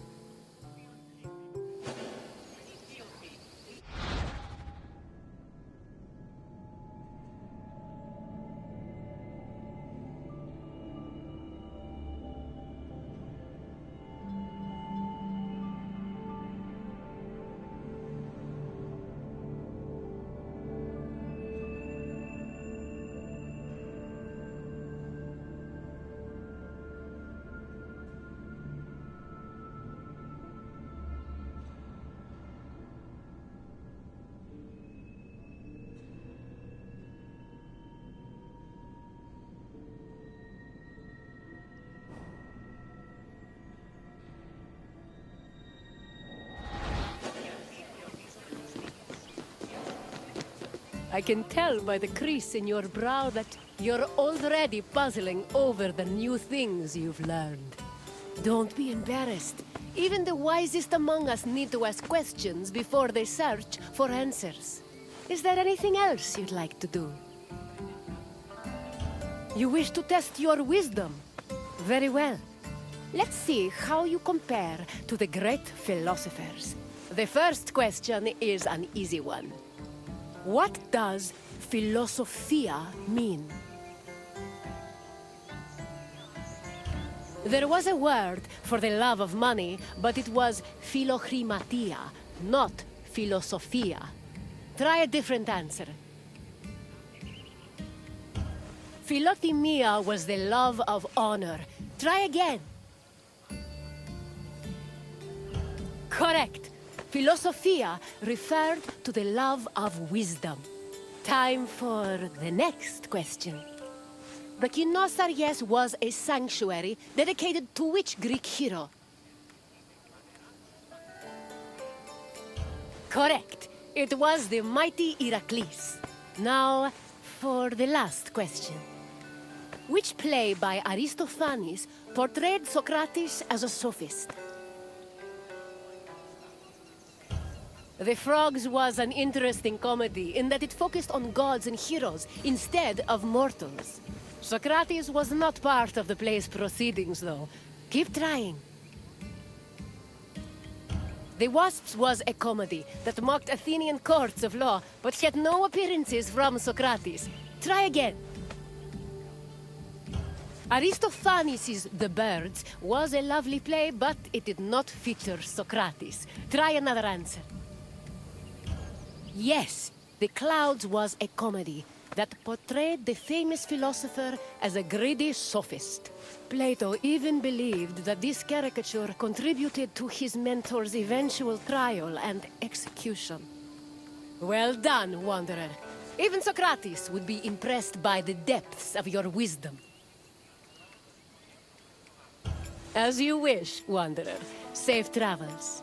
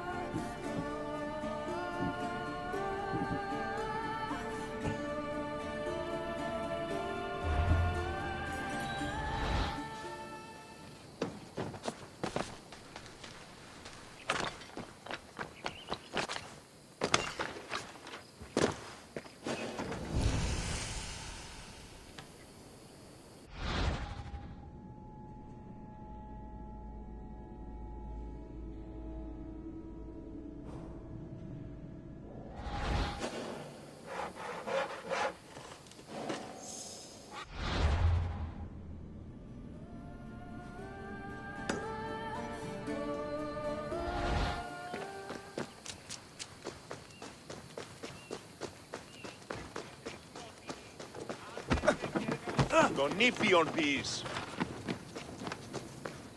Πού καλυθές τούτο εστί.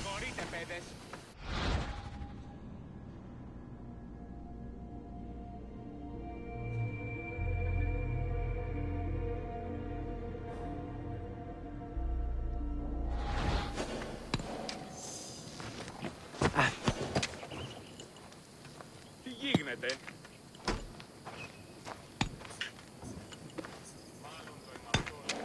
Welcome to the silver mines of Lavrion.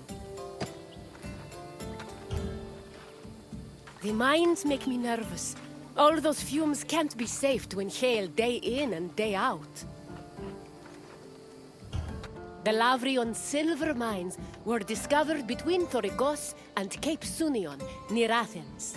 They were rich in the mineral galena and provided Athens with much of the silver necessary to mint its currency. Because of this, the mines were invaluable to the city, and the resources they provided helped turn Athens into one of the most powerful states in Greece. We will meet again after you've seen what the mines have to offer. Farewell for now, wanderer. Enjoy your visit. I will see you soon. Τι γίνεται? Μάλλον αυτό λέγονε με αυτό.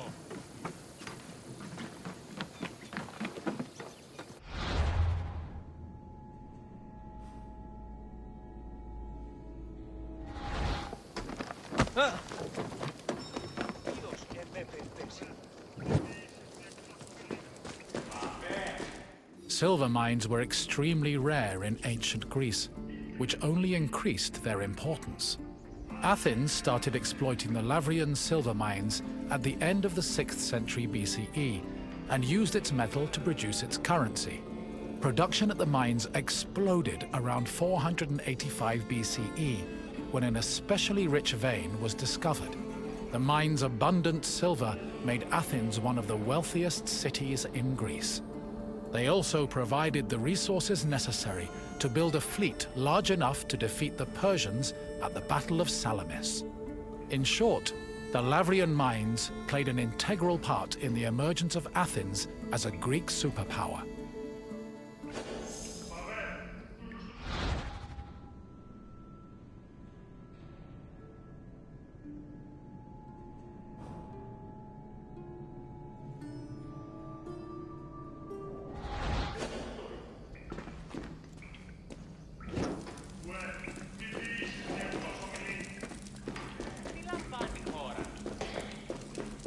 Exploiting the mine's resources required a lot of labor.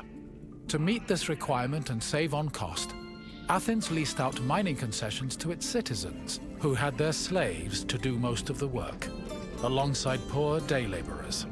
In the 5th century BCE alone, there were anywhere from 10,000 to 30,000 people toiling in the mines of Lavrion. Together, the workers managed to produce an estimated 20 tons of silver per year.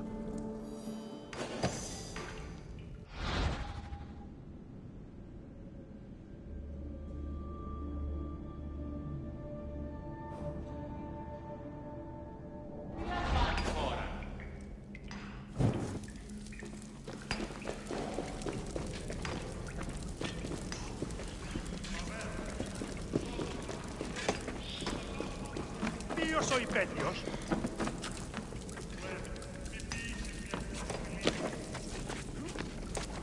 Ανυπόφορον εστίν οράν. Mining in Lavrion was a two-step process. First, the ore was extracted, and then it was refined.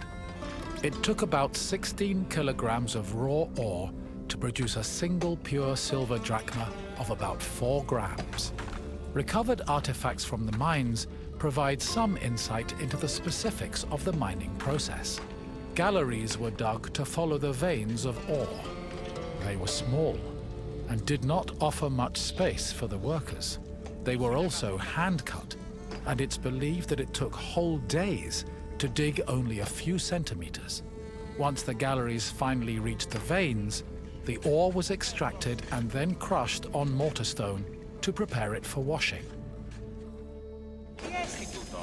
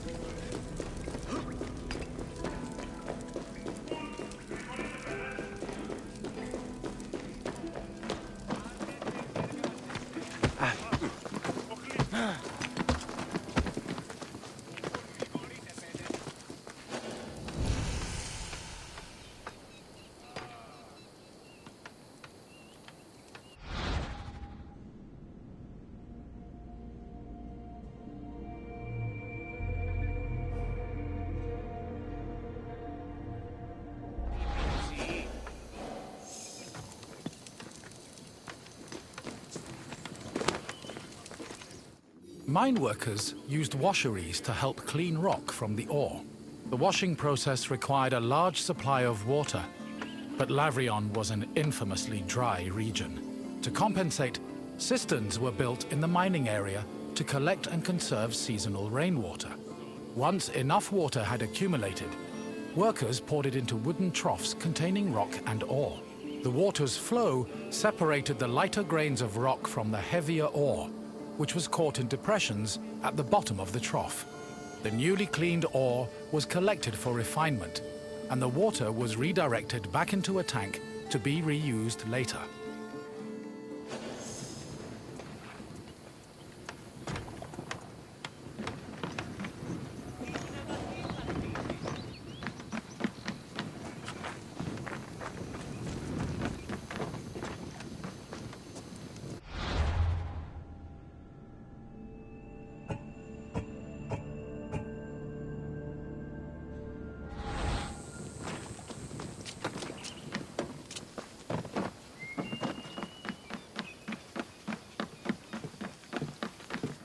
Once the ore was clean and dry, it was ready for smelting. Its purpose was to isolate the silver in the ore. To do this, the ore was placed in a conical furnace filled with combustible charcoal. Bellows pumped air into the furnace to control the temperature.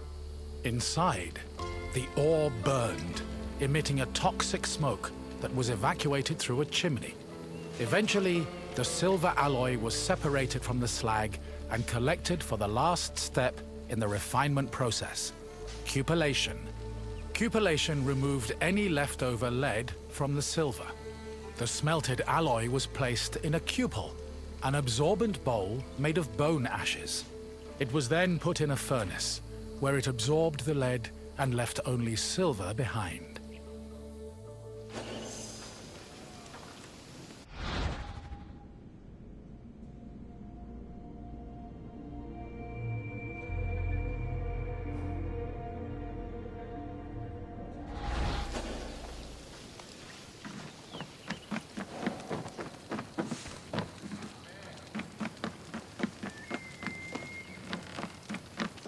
While the mines of Lavrion belonged to Athens, the city frequently leased them to private citizens who exploited the site for anywhere from 3 to 10 years. These citizens enlisted slaves and poor day laborers to carry out most of the work. The workers had a very low life expectancy, about 3 to 5 years, due to the hazardous working conditions. The dangers they faced included toxic lead vapor in the air and lung-choking dust in the galleries.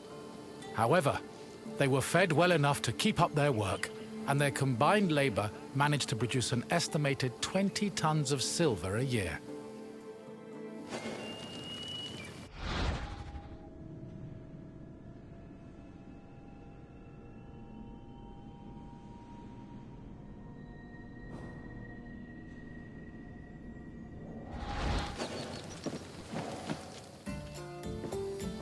I hope you enjoyed your trip through the mines.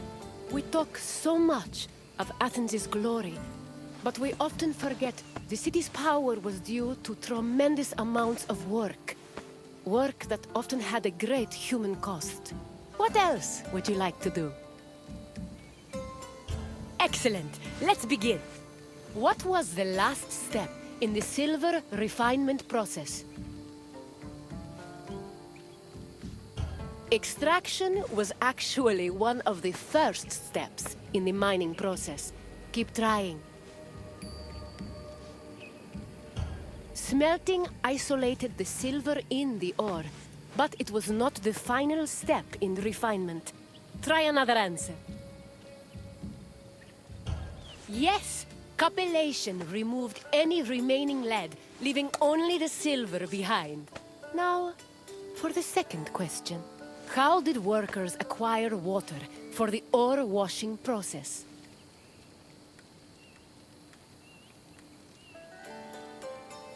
If they did beg Poseidon, their pleas fell on deaf ears because no such well existed. Try a different answer. No, importing water from the sea would have been too much work. even for the industrious miners. Try again. Lauvrion was a very dry area, and there were no rivers close enough to be redirected. Pick another answer. Correct. The workers used cisterns to collect the seasonal rainwater. Now, the final question. Which famous battle did the mines help Athens win? Correct. The Athenians used silver from the mines to finance a massive fleet for the Battle of Salamis. It's clear your visit has taught you much. A job well done, Wanderer. Farewell, Wanderer. Best of luck on your journeys.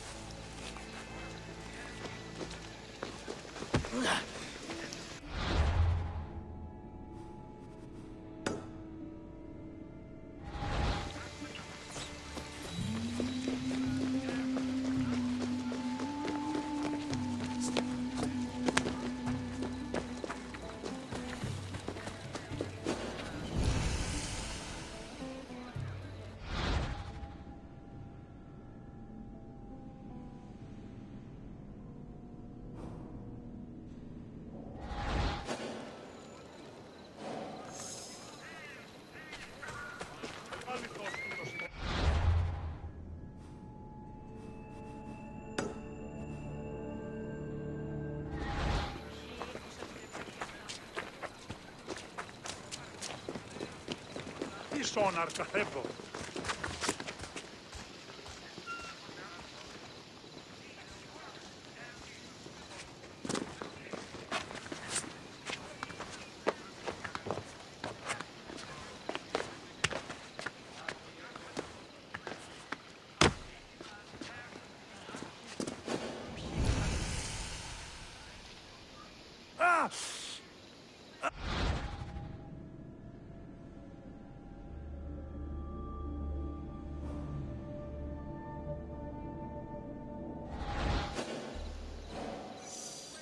Πόχωρον εστίν οράν.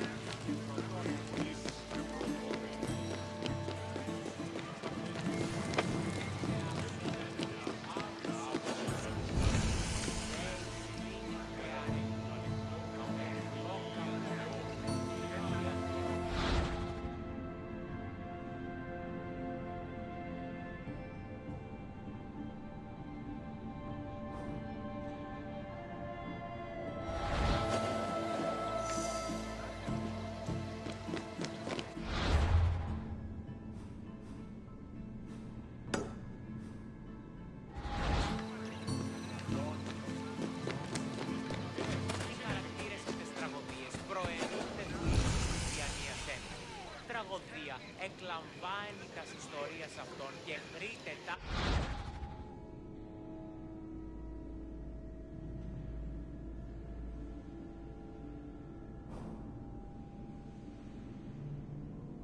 Τραγωδία ανέρεσης, εστιμιασμός μικιόμενος συνακλονίζει την ισορροπία του πνεύματος. Το αυτό και τη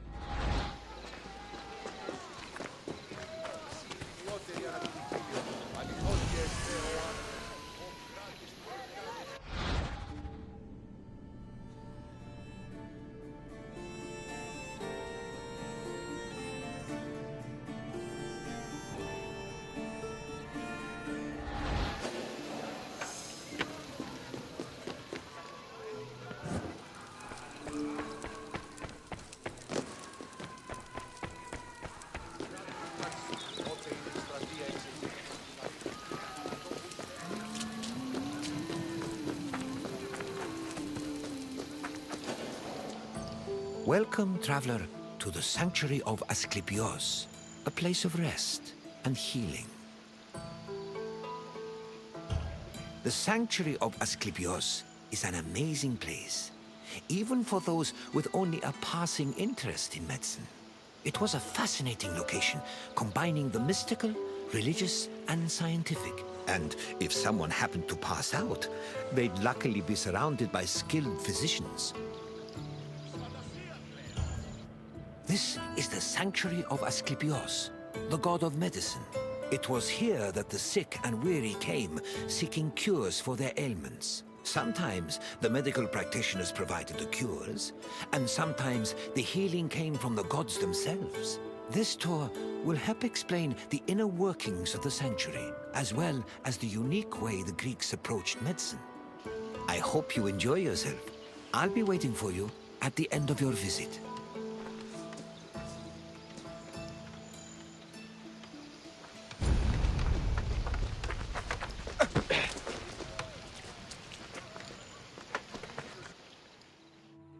The ill and infirm came to this sanctuary to pray and offer sacrifices to Asclepios, the god of medicine. According to myth, Asclepios was once a mortal physician who eventually became a god. He had many sanctuaries across Greece, but the most famous was in Epidaurus. When pilgrims passed through the entrance of the sanctuary, they could read this inscription: "When you enter the abode of the god which smells of incense, you must be pure, and thought is pure when you think with piety."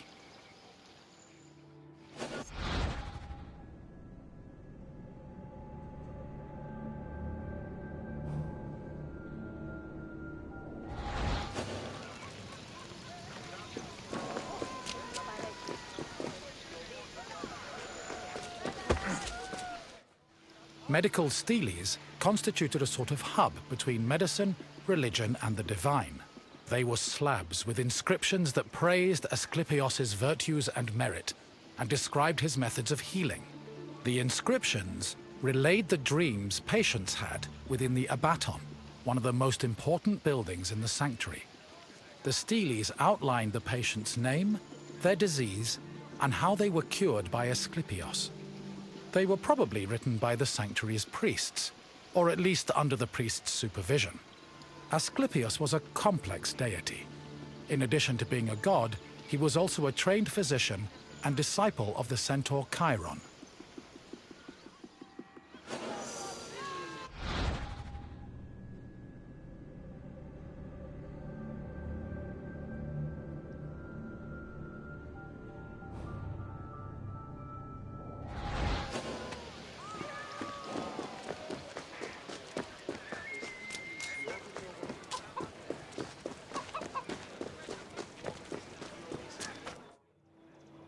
In ancient Greece, religion was inseparable from rites, processions, and sacrifices.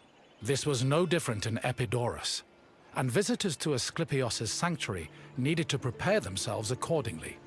Pilgrims cleaned themselves in order to be pure, then offered Asclepios food like honey cakes, cheesecakes, baked meats, and figs. The food was placed on the sanctuary's holy table, where it was presumably later taken by priests. After the preliminary offerings, visitors were allowed to enter the abaton, where they would hopefully encounter Asclepios in a dream. Medical steles also mention that healed patients sometimes gave additional offerings to Asclepios as thanks for being cured.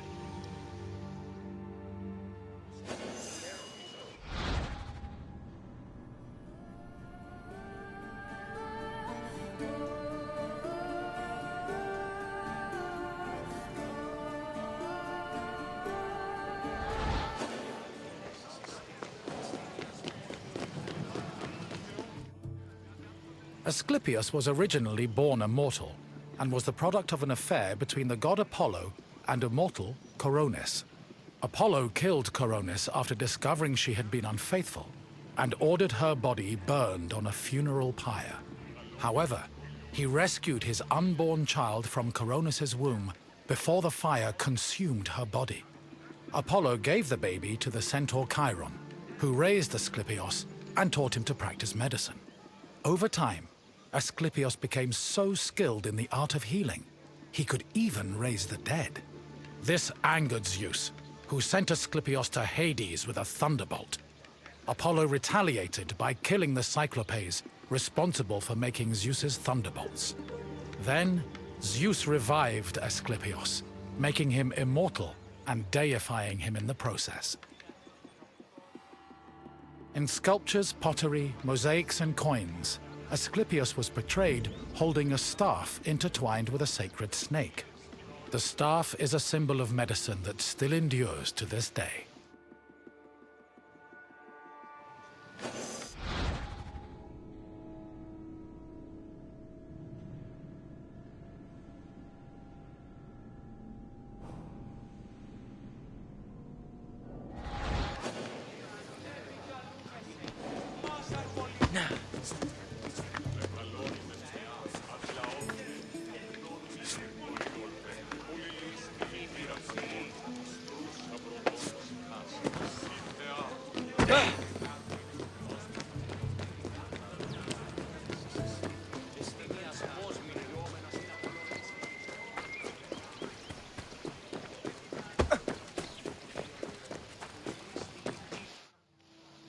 The Epitouteon was the priest's residence.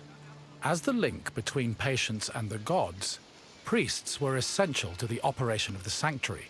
They were often elected into the priesthood for one-year periods, but could also buy themselves a position if they were wealthy enough. In addition to interpreting patients' dreams in the Abaton, priests both supervised and performed sacrifices and rituals. During these functions, they were usually clad in white.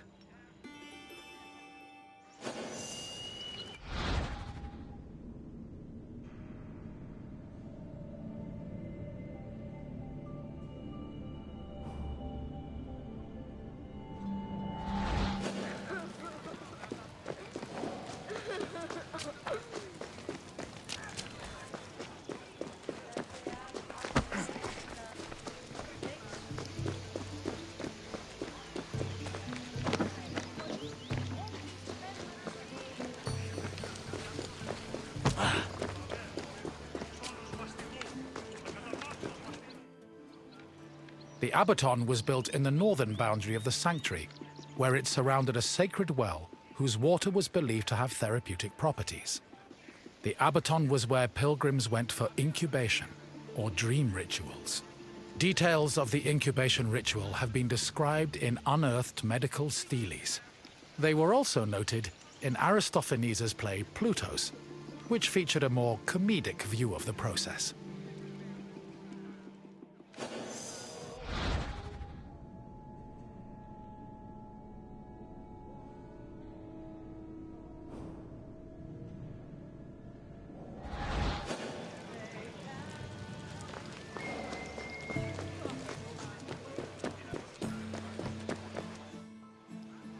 Incubation was the dream ritual pilgrims experienced in the Abaton. After completing the necessary preliminary rituals, pilgrims were allowed to enter the sacred building, where they lay prone. As they took in the smell of burning incense, the sanctuary's priests extinguished the oil lamps and asked them to sleep in silence. Once they were asleep, Asclepios would appear in their dreams and give his medical advice. The advice included diet and treatment recommendations, as well as requests for specific offerings or religious rituals. Upon waking up, priests interpreted the patient's dreams, unless a patient had been miraculously healed in their sleep. However, if a patient was completely beyond help, they were removed from the Abaton. This was to adhere to a ritual law that stated that no one could die or be born within the building.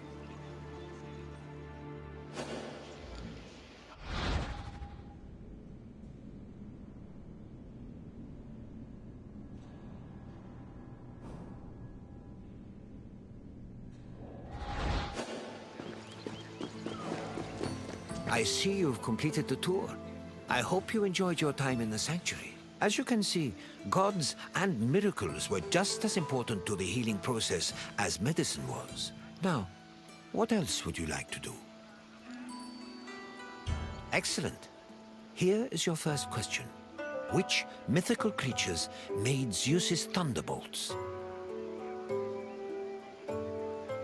Correct. Zeus's thunderbolts were crafted by Cyclops. On to the second question. What was the name of the building where incubation occurred. No, that is a geometrical shape, not a place. Try again. An acropolis was a citadel built on elevated ground. Try another answer. Odia were used for performances of music and poetry, not divine healing. Keep trying. Yes, pilgrims entered the Abaddon to undergo a dream ritual in the hopes of curing their ailments. One final question for you. Who was Asclepios' father? Hippocrates was thought to be a descendant of Asclepios, not the god's father. Try a different answer. Panakia was one of Asclepios' daughters. I'll give you another chance. Aegea was related to Asclepios, but she was his daughter. Keep trying. Yes, Apollo was Asclepios' father, and his mother was a mortal named Coronis. You've proven you know the sanctuary inside and out. Well done. Very well. May your quest for knowledge be fruitful and fulfilling.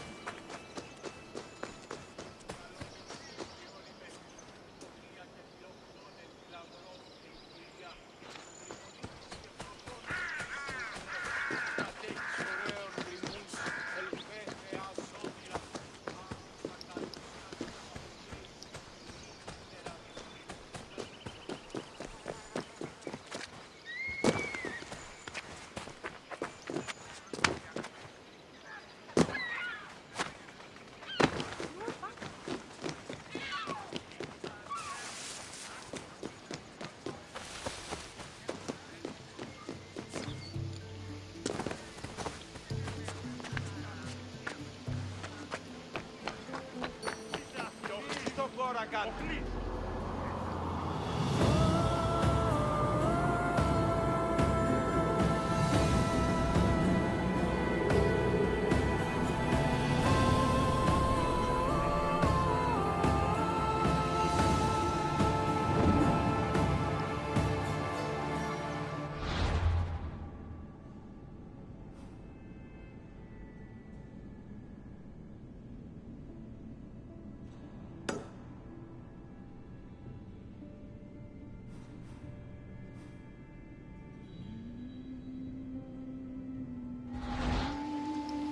Το άτυπον εστίν. Hey!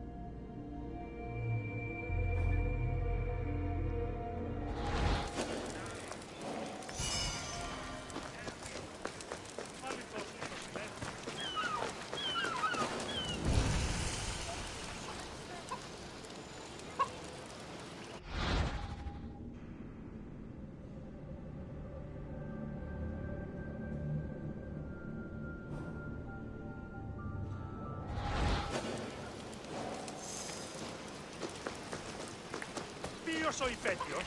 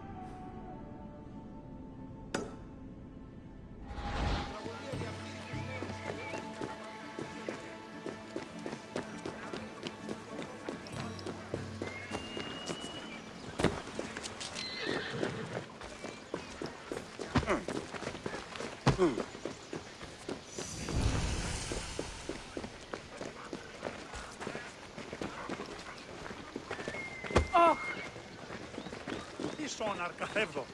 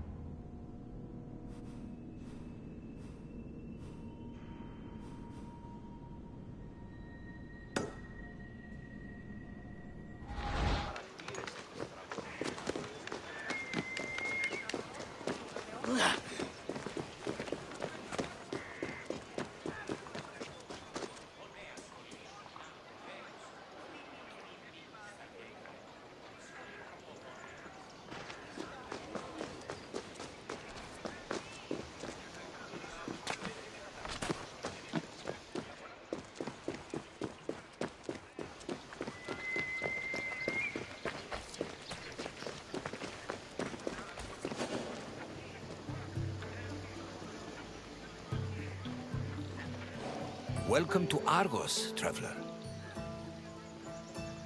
I have always admired the dedication of Greek metalworkers. Without them, we would not have the inspiring monuments that stir the hearts of Greek citizens everywhere. This is Argos, one of the oldest cities in Greece. The Argives were an ingenious people famous for innovations in areas like military tactics. However, what they were most renowned for was their metallurgic artistry, especially with bronze. I hope you enjoy yourself. Look for me at the end of your visit.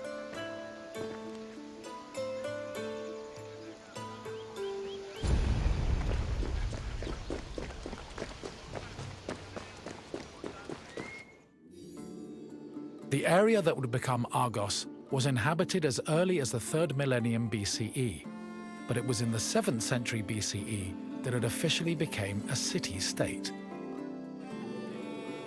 One of Argos's major pillars was its metallurgical industry. As far back as the 8th century BCE, the city was famed for making products like long dress pins and tripod cauldrons, as well as impeccable body armor. In addition to their technical excellence, the Argives were also creative, as seen in their masterful bronze sculpting, which became prominent in the city during the 6th and 5th century BCE.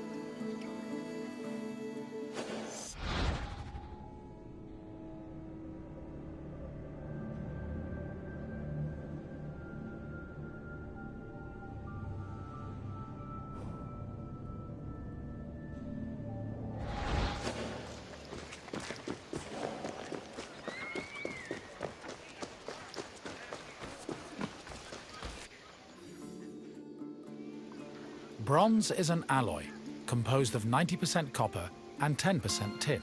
Because of this, copper and tin needed to be smelted and combined to create the material needed for sculpting. After the bronze alloy was formed, it was melted in special furnaces. They required a tremendous amount of fuel and were usually supplied with charcoal made from specific types of wood. It's possible they were also coated with a protective lining of clay, which would have been sensible given the melting point of bronze is approximately 950 degrees Celsius. Once the bronze was melted and collected, the furnaces were dismantled and dumped.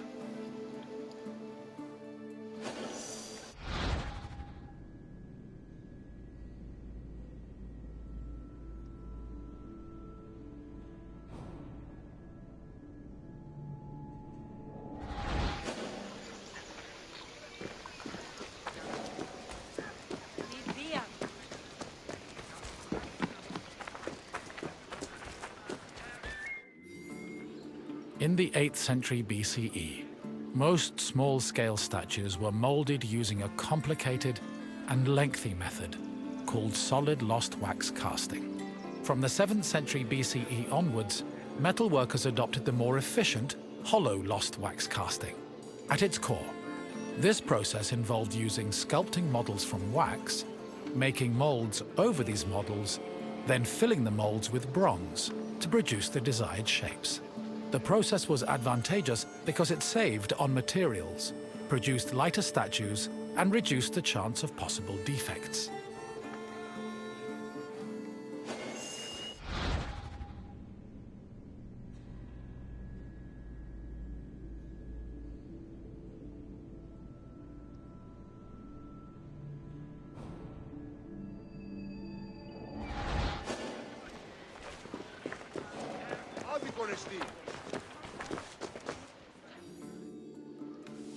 Once all the pieces of the sculpture were molded, they were welded together and subjected to the cold working process.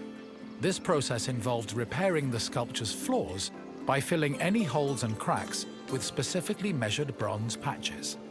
Afterwards, the sculpture was scraped, chiseled, and polished until it was deemed satisfactory. Decorative details like hair, eyebrows, and mustaches were added with the use of a sharp tool.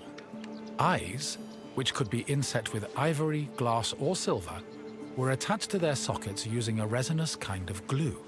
Teeth and fingernails were inlaid with silver, and lips and nipples with copper. These small touches added color and contributed to the sculpture's lifelike appearance.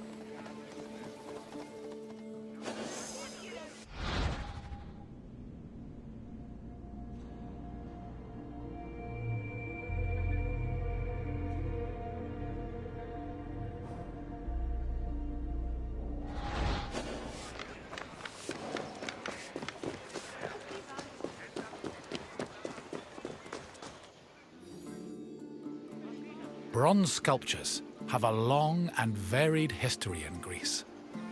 During the geometric period of 900 to 700 BCE, the sculptures mainly depicted idealized heroes, charioteers, and horses, and most of them were dedicated to sanctuaries.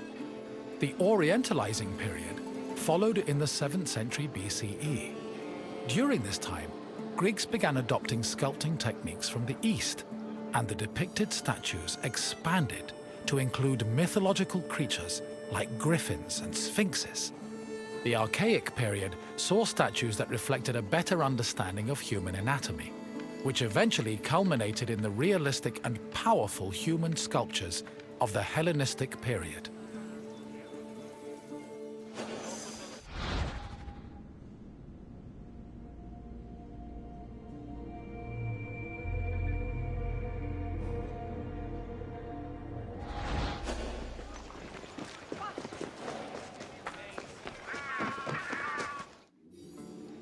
Argos was the home of Polykleitos, one of the most famous sculptors in ancient Greece.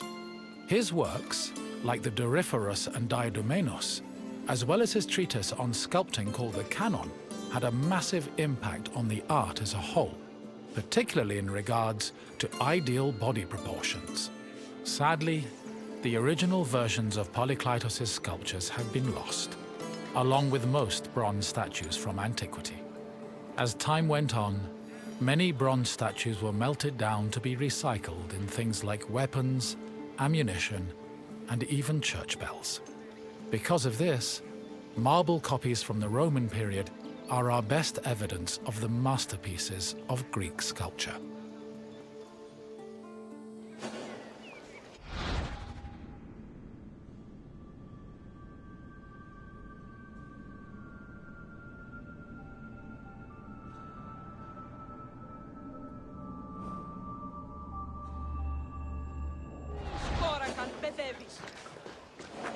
I see you have completed your tour. I trust you have a new appreciation for Greek sculptures after learning of the heart and soul that was poured into each step of their creation. Now, what else would you like to do? Then let us dive right in. Here is your first question. Which era of sculpting came first?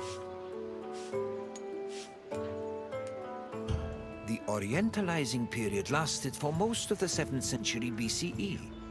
It introduced Eastern sculpting techniques to the Greek world. But it was not the earliest era. Try a different answer. Correct. The geometric period lasted from 900 to 700 BCE, and mostly featured small-scale statues and statuettes of heroes and horses. On to the second question. Bronze was an alloy composed of which two metals? Copper and zinc made up brass, not bronze. Try another answer. Combining copper and gold did not form bronze. Instead, it merely gave the gold a rosy tint. Try another answer. Silver and gold produced an alloy called electrum. Keep trying. Yes. To get the bronze required for sculpting, metal workers first needed to smelt copper and tin. One last question for you. Which renowned sculptor was a native of Argos? Miron was an Athenian sculptor. Try again. Praxiteles was originally from Athens. Keep trying. No. Scopas was born on the island of Paros. Try a different answer. Yes. Polykleitos was based in Argos and had an enormous impact on the art of sculpting. You've done well, traveler. Your knowledge of metalwork is astounding. Then, farewell, traveler. May we meet again soon.